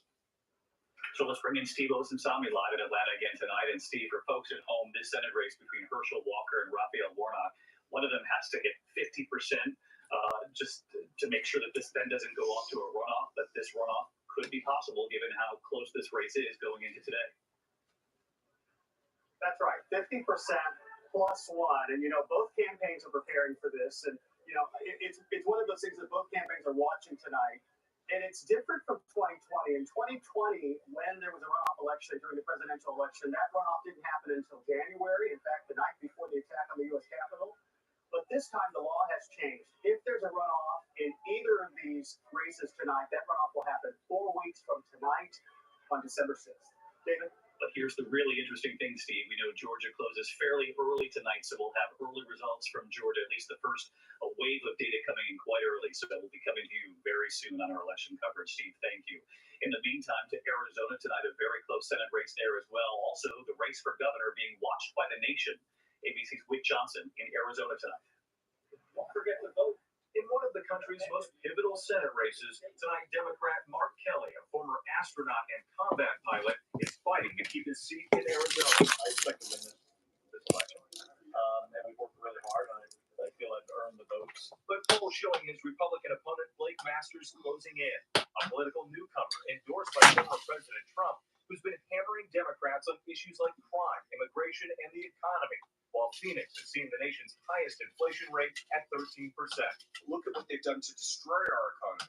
And in the race for governor, Republican and former TV news anchor Kari Lake taking on Arizona Secretary of State Katie Hobbs, a Democrat who made a name for herself defending the 2020 election results. This race for governor isn't about Democrats or Republicans. It is about sanity over chaos. But Lake with a slight edge in the polls. She's one of 199 Republican candidates running for statewide office or Congress who fully denied the legitimacy of the 2020 election. Another 61 have raised doubts about the results. And just last night, hours before polls opened, Lake was already casting doubt on the integrity of this election. I'm worried about tomorrow. Who's worried about tomorrow? And these bastards back there don't want us talking about stolen elections. Kari Lake, a Trump favorite and already considered a potential running mate in 2024. And on the eve of the midterm election, the former president wanted to focus on himself, all but declaring he's running, with plans to make it official next Tuesday. I'm going to be making a very big announcement on Tuesday, November 15th at Mar-a-Lago in Palm Beach, Florida. And David, here in Arizona, this new MAGA movement with Kari Lake at the forefront will be put to the test tonight to see if they can beat Democrats in these tight races and turn this purple state red once again. David? Wade Johnson tonight will be diving into what former President Trump said on our election night coverage as well. Somehow making headlines again. Winner, thanks to you. We'll see you shortly on our election coverage. In the meantime, let's get right over to the big boards. Rick Klein, Rachel Scott will be here with us and the whole team. And Rick, I just wanted to give folks at home who are watching tonight sort of an early viewer's guide to some signals that might say, well, this is the way the night might go. David, it's going to be a late night. We're going to get some important signals very early at that night. The two battlegrounds that we've been covering and spending so much time talking about, both Pennsylvania and Georgia, they are relatively early poll closings. We're going to get a big indication early on in the night where it's going, even if we don't necessarily get final results for a couple more hours. And then looking at some key bellwethers, up in New Hampshire, the Democrat Maggie Wilson trying to hold on. That would be a disaster for Democrats if she were to lose to her MAGA-aligned challenger. Then where are Democrats on offense? North Carolina, where Sherry Beasley has kept things a little bit closer than a lot of people expected for a Democrat, and Ohio, where Tim Ryan has run a very strong campaign against J.D. Vance. The question, is that just too red a state to overcome? But the Democrats actually have some chances to pick up a seat or two. Again, very early tonight, we'll have our first data from all these states. And you're right, in Maggie Hassan in New Hampshire, that ends up being a lot closer than we thought. That could be trouble for the Democrats we're watching. Thank you, Rick. Right over to Rachel Scott, who covers Congress, and you always give us the context that we so appreciate. Any president who, in the party in power in the White House, faces a very difficult midterm election. Exactly, David. And we did some homework to see how former presidents did in their first midterm election. So starting in 2010, you may remember former President Barack Obama, he called this a shellacking, 44% approval rating. But guess what? He lost 60 seats in the House. 2018, former President Donald Trump, 40% approval rating. He lost 40 seats in the House. President Biden not sitting too far from where former President Donald Trump was in 2018. Let's see what the numbers are. Again, they only need to gain 5 seats for Republicans to take control. Quickly, show us Virginia, because I know there's a district there, a couple districts that you're watching closely, which again could be real bellwethers for the rest of the night to see how Democrats or Republicans are doing. David, I have my eyes on Abigail Spanberger's district near Washington, D.C., Elaine Loria's district, member of the January 6th Select Committee. These are two Democrats who flipped these seats in 2018. President Biden won in both of these districts, and then 1 year later, Republican Governor Glenn Youngkin won here as well. This can give us an important indicator into how Republicans are doing. If they can flip both, they're off to a good start. Yeah, Glenn Youngkin wins there. It's going to be a challenge for these Democrats to hold on to those seats. Rachel, thank you. We'll see you just a short time from now. Of course, Rachel, Rick, Whit, Steve, Eva, the entire team will be here. And standing by just off to the side, John Carl, Cecilia Vega, Lindsay Davis, Martha Raddatz will all be here in our election headquarters and all across the country live in the battlegrounds. Our live coverage all night long. We begin at 8 p.m. Eastern on the network. As those first results come in, we'll be here, right here to guide you through it. Expect the unexpected. There are always surprises. Rick Klein tells us that every single day here. Again, our live coverage right after World News tonight. We'll see you for that shortly. We do have a lot of other news to get to this Tuesday evening, though, as voters go to the polls. A hurricane now bearing down on Florida. Mandatory evacuations ordered in 2 counties already. Nicole is gaining strength, expected to make landfall as a hurricane, then moving up into the east. In fact, right into the northeast. Our chief meteorologist Ginger Z with the timing and the track. She's in Cocoa Beach, Florida tonight. David, we are in a hurricane warning here from the state coast up to the Twin Beach, Diamond West Palm. So I want to take you to the map so you can see the timing of this. This is a Thursday, early Thursday landfall. And the impact is going to be wide, not just what you see in the cone, but well beyond it. It's going to take a sharp turn into Georgia, eventually south of North Carolina and up the East Coast. But before it does that, I'm most concerned about beach erosion, surge up to 5 feet, isolated tornadoes, and that 600 miles wide where you can see tropical storm force winds. Then watch for that heavy rain inland as it moves north. This is very late in the season to have a hurricane making landfall, David. All right, Ginger Z live there in Florida tonight where the wind is already picking up. Ginger will be watching you on GMA in the morning. We turn now to the war in Ukraine tonight. Another major issue we'll cover on this election night. And tonight what President Zelensky is now suggesting when it comes to talks with Vladimir Putin. James Longman in Kyiv again tonight. Tonight, Ukrainian President Zelensky softening his tone slightly on the possibility of negotiations with Russia. 4 weeks after the missiles raining down on his country, Zelensky signed a decree ruling out talks with Vladimir Putin. He told David why he felt it was impossible. It's a question of dialogue with terrorists. You cannot discuss anything with terrorists. But after recent reports, the US is privately asking Ukraine to show it is open to talks, even with Putin in power. Zelensky told the UN Climate Summit he wants the international community to force Russia into genuine peace negotiations. But Zelensky's conditions remain the same: return of all occupied lands, the prosecution of war crimes, and reparations. His comments come as Ukraine watches with some nervousness for the outcome of US elections. We have midterms coming, the midterm elections, and are you at all concerned about the balance of power and the continuing support from the U.S.? Of course, all these details will have influence on Ukraine. Yes, I follow, but that is a decision of American people, and I don't want to, even if I can, I don't want to have any influence on this decision. David, the reality is that negotiations with Russia are still a long way off. And tonight, Ukrainians will be watching the American elections very closely to see what impact they might have on future US help for this country. David? All right, James Longman in Kyiv tonight. James, we'll see you for our election coverage as well a little later tonight. When we come back here in the meantime, the high school shooting in Seattle tonight, but authorities have now revealed, and the search underway at this hour. 1 person killed, 3 rescued, before others swept away in flooding here in the U.S. Wait a minute. You mean now I can listen to both GMA and GMA3 any time of the day, anywhere? Yes, that's exactly what we mean. Listen to all of GMA served up daily straight to you. Listen to GMA and GMA3 What you need to know. on the go. Listen to the Good Morning America podcast wherever you get your podcasts. Subscribe now. It's really good. Tonight, police have revealed new details about a deadly high school shooting in Seattle. Authorities say at least 1 student was shot and killed at Ingram High School. Officers arriving immediately going into the school, finding the victim. The student later dying at the hospital. Tonight, police say a suspect is under arrest. Classes at the school have been canceled tomorrow.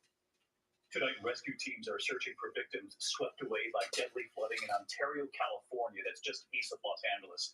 Authorities say at least 1 person was killed and 2 others are still missing tonight. The victims were caught in the current and pulled down a storm drain.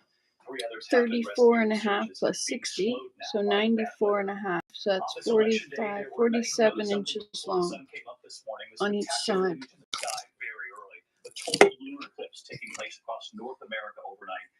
Initial phase beginning just after 3 morning, reaching totality at about 5:17 in the morning. The blood moon appearing red in the Earth's shadow. Won't be another one until 2025. Don't forget to thumbs up and subscribe. Before we go, there's 1 person in America holding onto the winning Powerball ticket worth more than $2 billion. It turns out a technical issue in Minnesota last night forced millions of people across the country to wait until this morning for the drawing. The winning ticket was sold at Joe's Service Center in Altadena, California. We've learned the store's owner received a $1 million check for selling that ticket. He says he's going to spend it now on his children and on his 11 grandchildren. And as for the unknown winner, the owner said somebody's lucky. He said, we're happy for them. We're a little envious too, but we're happy. By the way, as you know, election night is here. So is the team. I wish you could see everyone around the corner here ready to jump into their seats. Keep it right here at ABC. Our live coverage begins just a short time from now. A big night ahead. Election night in America. We'll see you in just a moment. Good night. Disney Hits Podcast. Every week, go inside the stories of your favorite Disney songs with host Leah DeLeon Hayes. Today, we're sailing to the island of Montanui to dive into the Disney hit song, How Far I'll Go, from Moana. We'll also hear from the filmmakers, actors, and composers who brought the songs to life. I remember pitching Bruno, this is a chance for a group number. Check out the Disney Hits Podcast, the happiest music podcast on earth, wherever you stream podcasts. From CNBC Tech Check at 3:43 p.m. yesterday. I'm Keith Kovac, and this is your CNBC Tech Check briefing. Take-Two Interactive shares public following its earnings report on Monday. The video game giant revising its guidance down for the rest of its fiscal year, saying a drop in mobile gaming is largely to blame. On top of that, Take-Two is grappling with unfavorable foreign exchange rates and a lack of blockbuster titles launching in time for the holidays. But CEO Strauss Zelnick telling Squawk Box the downturn in gaming was expected as folks came out of pandemic lockdowns. Meanwhile, the Department of Justice has seized more than $3 billion worth of Bitcoin stolen from the dark web marketplace, the Silk Road, about a decade ago. The seizure marks the second largest by the DOJ, which charged James Zong with wire fraud related to the theft. Zong pleaded guilty to the charge on Friday. He could serve up to 20 years in prison. And finally, more reports of chaos within Twitter as Elon Musk begins his second week in control of the company. According to a report in Platformer, Musk and his associates have considered charging all Twitter users to access the service behind a paywall. Meanwhile, its current subscription product called Twitter Blue only had about 100,000 subscribers when Musk took over, according to the report. On top of that, many advertisers have announced they will pause advertising on Twitter as they await Musk's changes. Twitter relies on advertising for the vast majority of its revenue. That's all from CNBC headquarters. We'll see you back here tomorrow. From Bloomberg First Word at 4:26 a.m. today.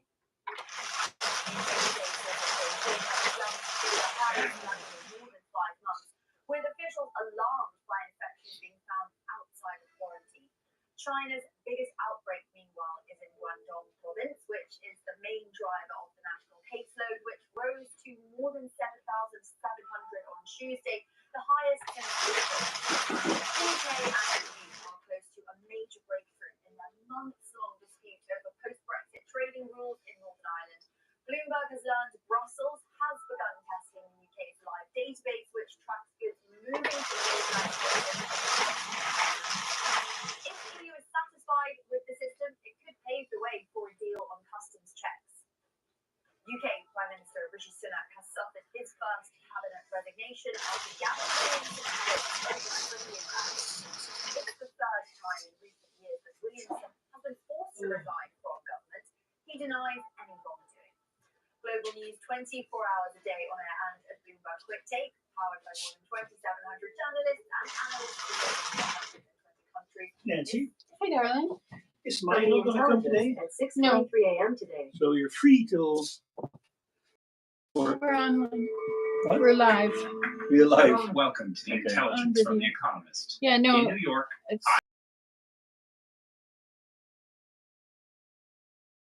Had fun yesterday, though, didn't we? Yeah.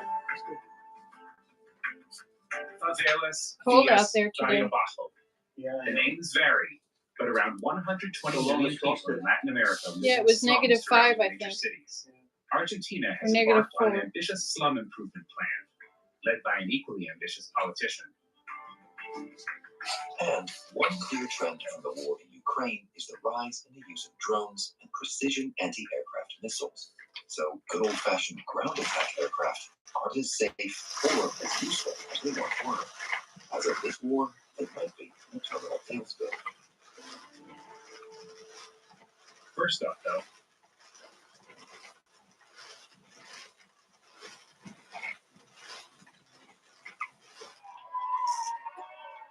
on Tuesday, Americans went to the polls. Today, early results for the midterm elections have come in. The Republicans look likely to take narrow control of the House of Representatives, as the current minority leader, Kevin McCarthy, told supporters at an election night party. Now let me tell you, you're outlinked. When you wake up tomorrow, he will be in the majority and Nancy Pelosi will be in the minority. But while Republicans have something to cheer about, the predicted red wave did not appear. It looks more like a Republican ripple. In the race for the Senate, Democrats hold 48 seats, while Republicans have 47, with 5 left to be called. In the key battleground of Pennsylvania, the Democratic Senate candidate, John Fetterman, prevailed over his Trump-endorsed rival, Mehmet Oz. I never expected that we were going to turn these red counties blue, but we did what we needed to do, and we had that conversation across every one of those counties. We bet on the people of Pennsylvania, and you didn't let us down. And my promise to all of you is I will never let you down. But several key states that could tip the balance have yet to declare. And overall, the results were decisive for neither party. It looks like Republicans are on course to win a majority in the House of Representatives, which is in line with expectations. John Prideaux is the Economist United States editor. And the Senate remains too close to call. Overall, this has been a good night for Democrats, I think. And why do you say that? Why is it a good night for Democrats? I think it's a good night for Democrats relative to expectations, right? So losing the House would not be good for Democrats, but the President's Party almost always does badly in midterms. The only exceptions in recent times have been the midterms following Bill Clinton's impeachment and the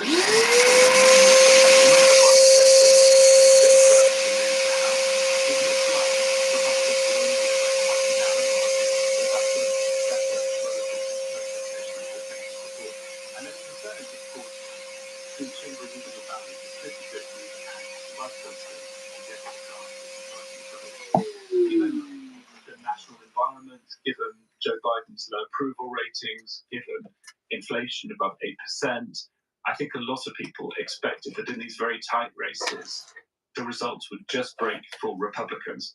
And actually, though we can't say yet who's going to control the Senate, it seems quite possible that the Democrats will hang on to their extremely thin majority there. So tell us what we know so far. Let's start with the Senate and the House. What are the most significant results so far? I'll start with the Senate. The most significant result there is that the AP has now called Pennsylvania for John Fetterman. That's a seat that Republicans therefore lose because the retiring senator there was a Republican. It was a closely watched race because it was the Mehmet Oz race. Oz is a former TV doctor and Trump favorite, and so it was seen as a test of Donald Trump's ability to get weird candidates who he had endorsed into the Senate. John Fetterman's won that one, according to the AP, so that's a pickup for Democrats. That gives them a bit of margin in the other tight states that we're waiting for. I'm thinking of particularly Georgia and Nevada and Arizona to some extent as well. In the House, I was struck particularly by Virginia's 7th. That's Abigail Spanberger's district. She's a very impressive centrist Democrat, former CIA agent. Her seat in the House of Representatives is a bellwether and was thought to be under threat. She's hung on there. Now, that tells you something about her qualities as a candidate, but it also suggests that this election is more of a red ripple than a red wave, and that's consistent with a fairly narrow Republican majority in the House. And what about the governor's races? What have we seen there so far?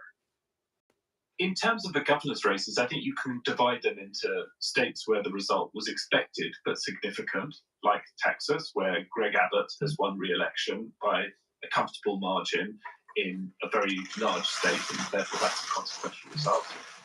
Same in Florida, Ron DeSantis did particularly well. And then there are some states that are much tighter, swing states, places like Wisconsin, Michigan, where Democratic governors have done well. So again, to my mind, that points to a surprisingly good night for Democrats, I think. And what about ballot initiatives?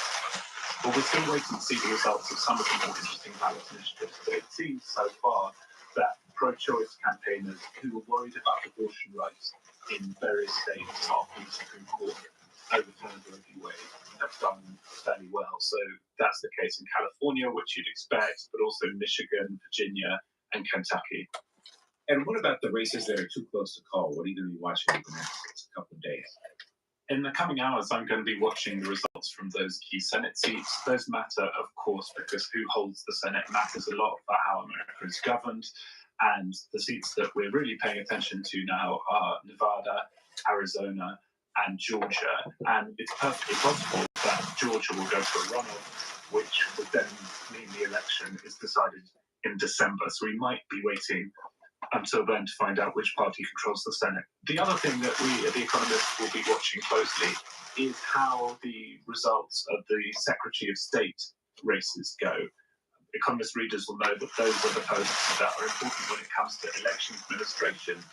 And there are a lot of Republican candidates for Secretary of State in key swing states this time around who bought into the 2020 election conspiracy, denied the result. And so those results really matter too. What about the other races? When can we expect them? And beyond that, how big a fight do you think we can expect over final results? Well, the general rule there is that the closer the result, the longer it takes to count. And so I can't give you a really good prediction on when we will get those definitive results. As for election lawsuits, I expect you're right that these results will be litigated, particularly on the Republican side. If, say, Kari Lake loses in Arizona, you'll see election lawsuits. Those didn't go particularly well for Republicans last time around, so I don't expect they would make a huge difference, but that's something we'd have to factor in as well. I think overall, one of the surprising things I've noticed, particularly for foreign observers, is people outside the US are just surprised by how long it takes America to get election results and how uncertain the timeline is for getting a clear, clean result. And when we get those results, how will they affect the next 2 years for the Biden administration? Well, let's start from the assumption that Republicans hold the House. That would then make it much harder for legislation to pass through Congress and be signed by the president. I expect that you'd see showdowns over government funding, maybe a government shutdown around this time next year, or at least the chances of that increase.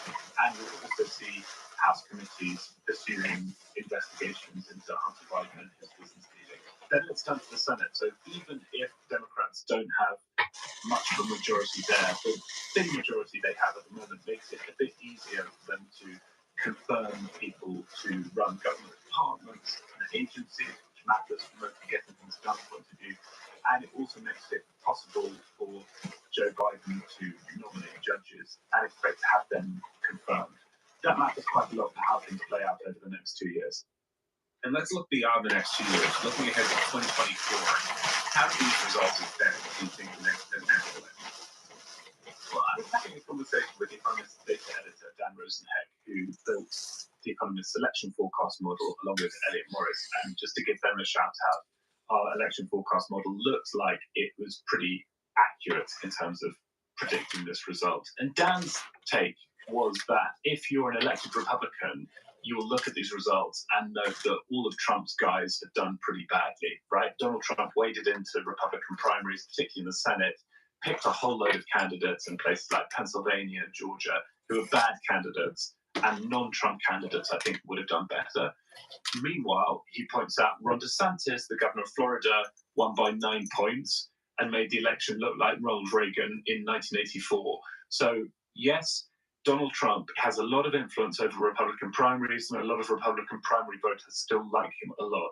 But when it comes to the general election, his candidates do much worse than they should. More ordinary, sort of generic Republicans do much, much better. So I think a reasonable observer could conclude, even from these incomplete results, that Donald Trump remains a big net drag on the Republican Party. All right, John, always good to talk to you. Thank you so much for joining us today. Thanks, John.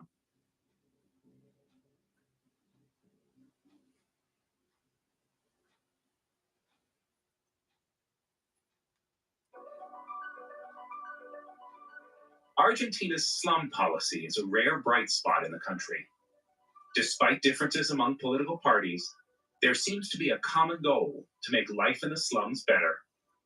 And it stands out as a strong example for other Latin American cities. So Via 31 is Buenos Aires' oldest slum. It's actually been renamed now after the integration effort. It's now called Barrio Padre Mujica, which means Father Mujica neighborhood. And last year it was actually the first slum in Argentina to be added to Google Maps.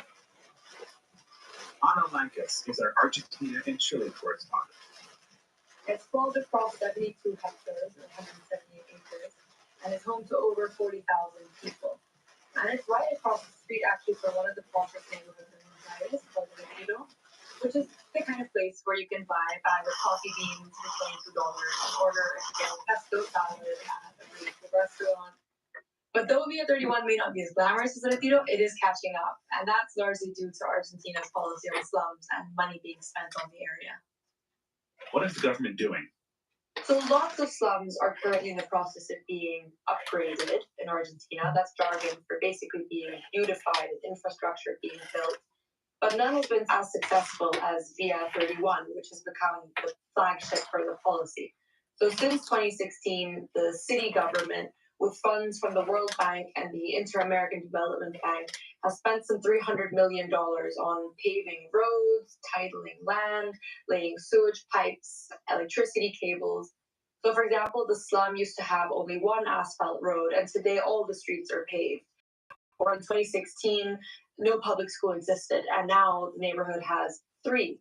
And the biggest changes have become tangible since 2019. You've got 4 different bus lines that go into the slum, a bank branch opened up, and also a McDonald's.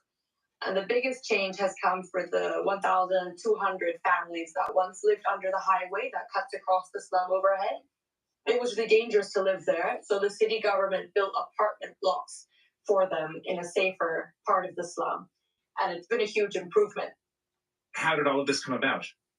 So slum integration is actually a rare point of consistency and consensus in Argentina's otherwise pretty fractured politics. So Argentine politics is split up to the Peronist movement, which currently is a populist leftist movement, and a liberal center-right opposition. And they don't tend to agree on a lot of things. But there has been consistency on this policy. So in 2009, a law sought to improve the F31 infrastructure. It was promoted by Mauricio Macri, who was then the liberal mayor of Buenos Aires. But not very much happened, really, until 2016, when Horacio Rodríguez Larreta, also a liberal, succeeded Macri as mayor. And then in 2017, when Macri was president, they created a national registry to identify slums. Upgrading became a national priority. And that has also continued under the Peronist government, which is now in power. So just in October, the Senate approved a law that bans evictions from slums for a decade, and it added another 1,100 settlements to the registry, which takes the total up to 5,600. That was approved by near unanimity in both houses of Congress. So that shows to you the level of consensus that exists over this policy. So how does what's happening in Argentina, meaning both the existence of slums around major cities and government's drive to improve them, compare with Argentina's neighbors? There's lots of projects across Latin America to upgrade or integrate or beautify slums. And that's partly because Latin America is the world's most urbanized region. So around 80% of Latin Americans live in cities, but almost every big city is encircled by slums, which house around 120 million people, or 20% of the region's population. And they have like different names. In Argentina, they call them villa, which is short for villa miseria, or miserable village. In Brazil, they're known as favelas. In Mexico, they're called barrio bajos. So various governments have tried to improve them, and actually many of them have also just tried to evict people from slums and destroy the slums. So there's been kind of different approaches. Chile pioneered a market-oriented approach in the 1970s and 80s. So tax breaks were given to construction companies that built social housing. And between 1980 and 2000, around 2 million new homes were built for the poor, which represented around 43% of the total housing stock. But though the effort was considered mostly successful, lots of families were given really shoddy houses in areas far from their jobs, and they were moved often to the south of the city, which is much poorer. You mentioned Brazil. Tell us about what's happened there. So one of the biggest kind of slum upgrading projects happened in Rio de Janeiro between 1995 and 2008, and it cost about $600 million. And the plan was to integrate almost 160 favelas, which housed around 250,000 people. And it seemed to work well for the first 10 years. Like, neighbors were really happy. But last year, the Inter-American Development Bank published a follow-up report, and it suggests that neighborhoods that took part in the project actually ended up being worse off in terms of rubbish collection and sewers than those that didn't take part in the project. The scope of the report wasn't enough to really give a super detailed answer on why this happened, but some experts have suggested that it might be because of 3 reasons. Local gangs sought to reassert control by destroying the new streetlights and making kind of potholes in roads so that police and rival gangs couldn't enter their territory. Then the infrastructure couldn't really keep up with population growth. So between 2000 and 2010, Rio's population grew by around 3.4%, but it grew by around 30% in the favelas. And it was also really hard to get to the steeper, hillier parts of the favelas, which meant that a lot of the infrastructure couldn't be maintained. Do you see those types of issues in Argentina? So far, the F31 has managed to avoid these problems. Its central location really helps. Obviously, it's in a really rich part of town, which explains in large part also why it's gotten so much attention. And Buenos Aires has few gangs. It has an even lower homicide rate than Boston or New York. And since 2016, there's been an increased police presence in the Villa, which has reduced crime further. So I spoke to a 26-year-old Senegalese street vendor named Omar, who moved there in April. He said to me, 5 years ago, I would have never come here. There were no police and the roads were made of mud, but now it's all changed. So all that could make Villa 31's transformation a lasting success, but dive into the province of Buenos Aires, which is much bigger than the city. It houses around a third of the country's population of 45 million people. It's full of slums. And the governor there has been overseeing a large integration project, but the job is much harder because poverty rates are 3 times higher than in the city. The city only has 58 shanty towns and around 3 million people, but the province has nearly 2,000 shanty towns. So what do residents think about their new homes in DF31? So in 2 recent surveys of the new apartments, a majority of residents actually complained of leaks and poor insulation. They had been used to brick houses, and these houses are made of plaster and steel. Higher rents are also a sore point for some people, but most residents I spoke to were really happy with the changes that have been carried out in Villa 31.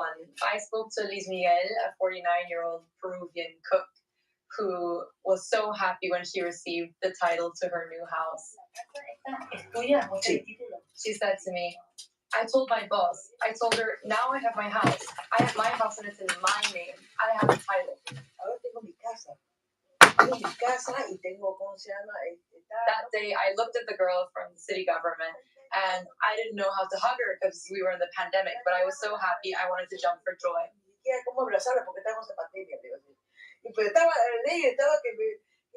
But the political results of the project have so far been mixed.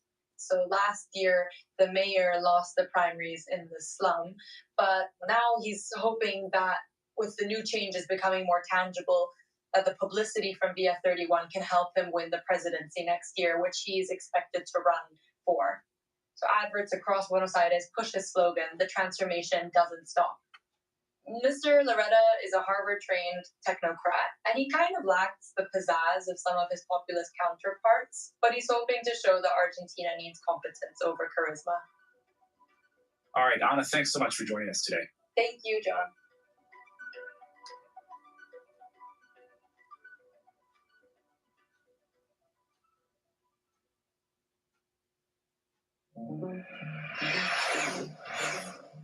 The war in Ukraine keeps revealing lessons about the hardware of modern conflict. Off-the-shelf drones have ended up shaping Ukraine's response. All right, I'm going to go now. I have other things to do. Tanks into sitting Bye-bye. what isn't playing much of a role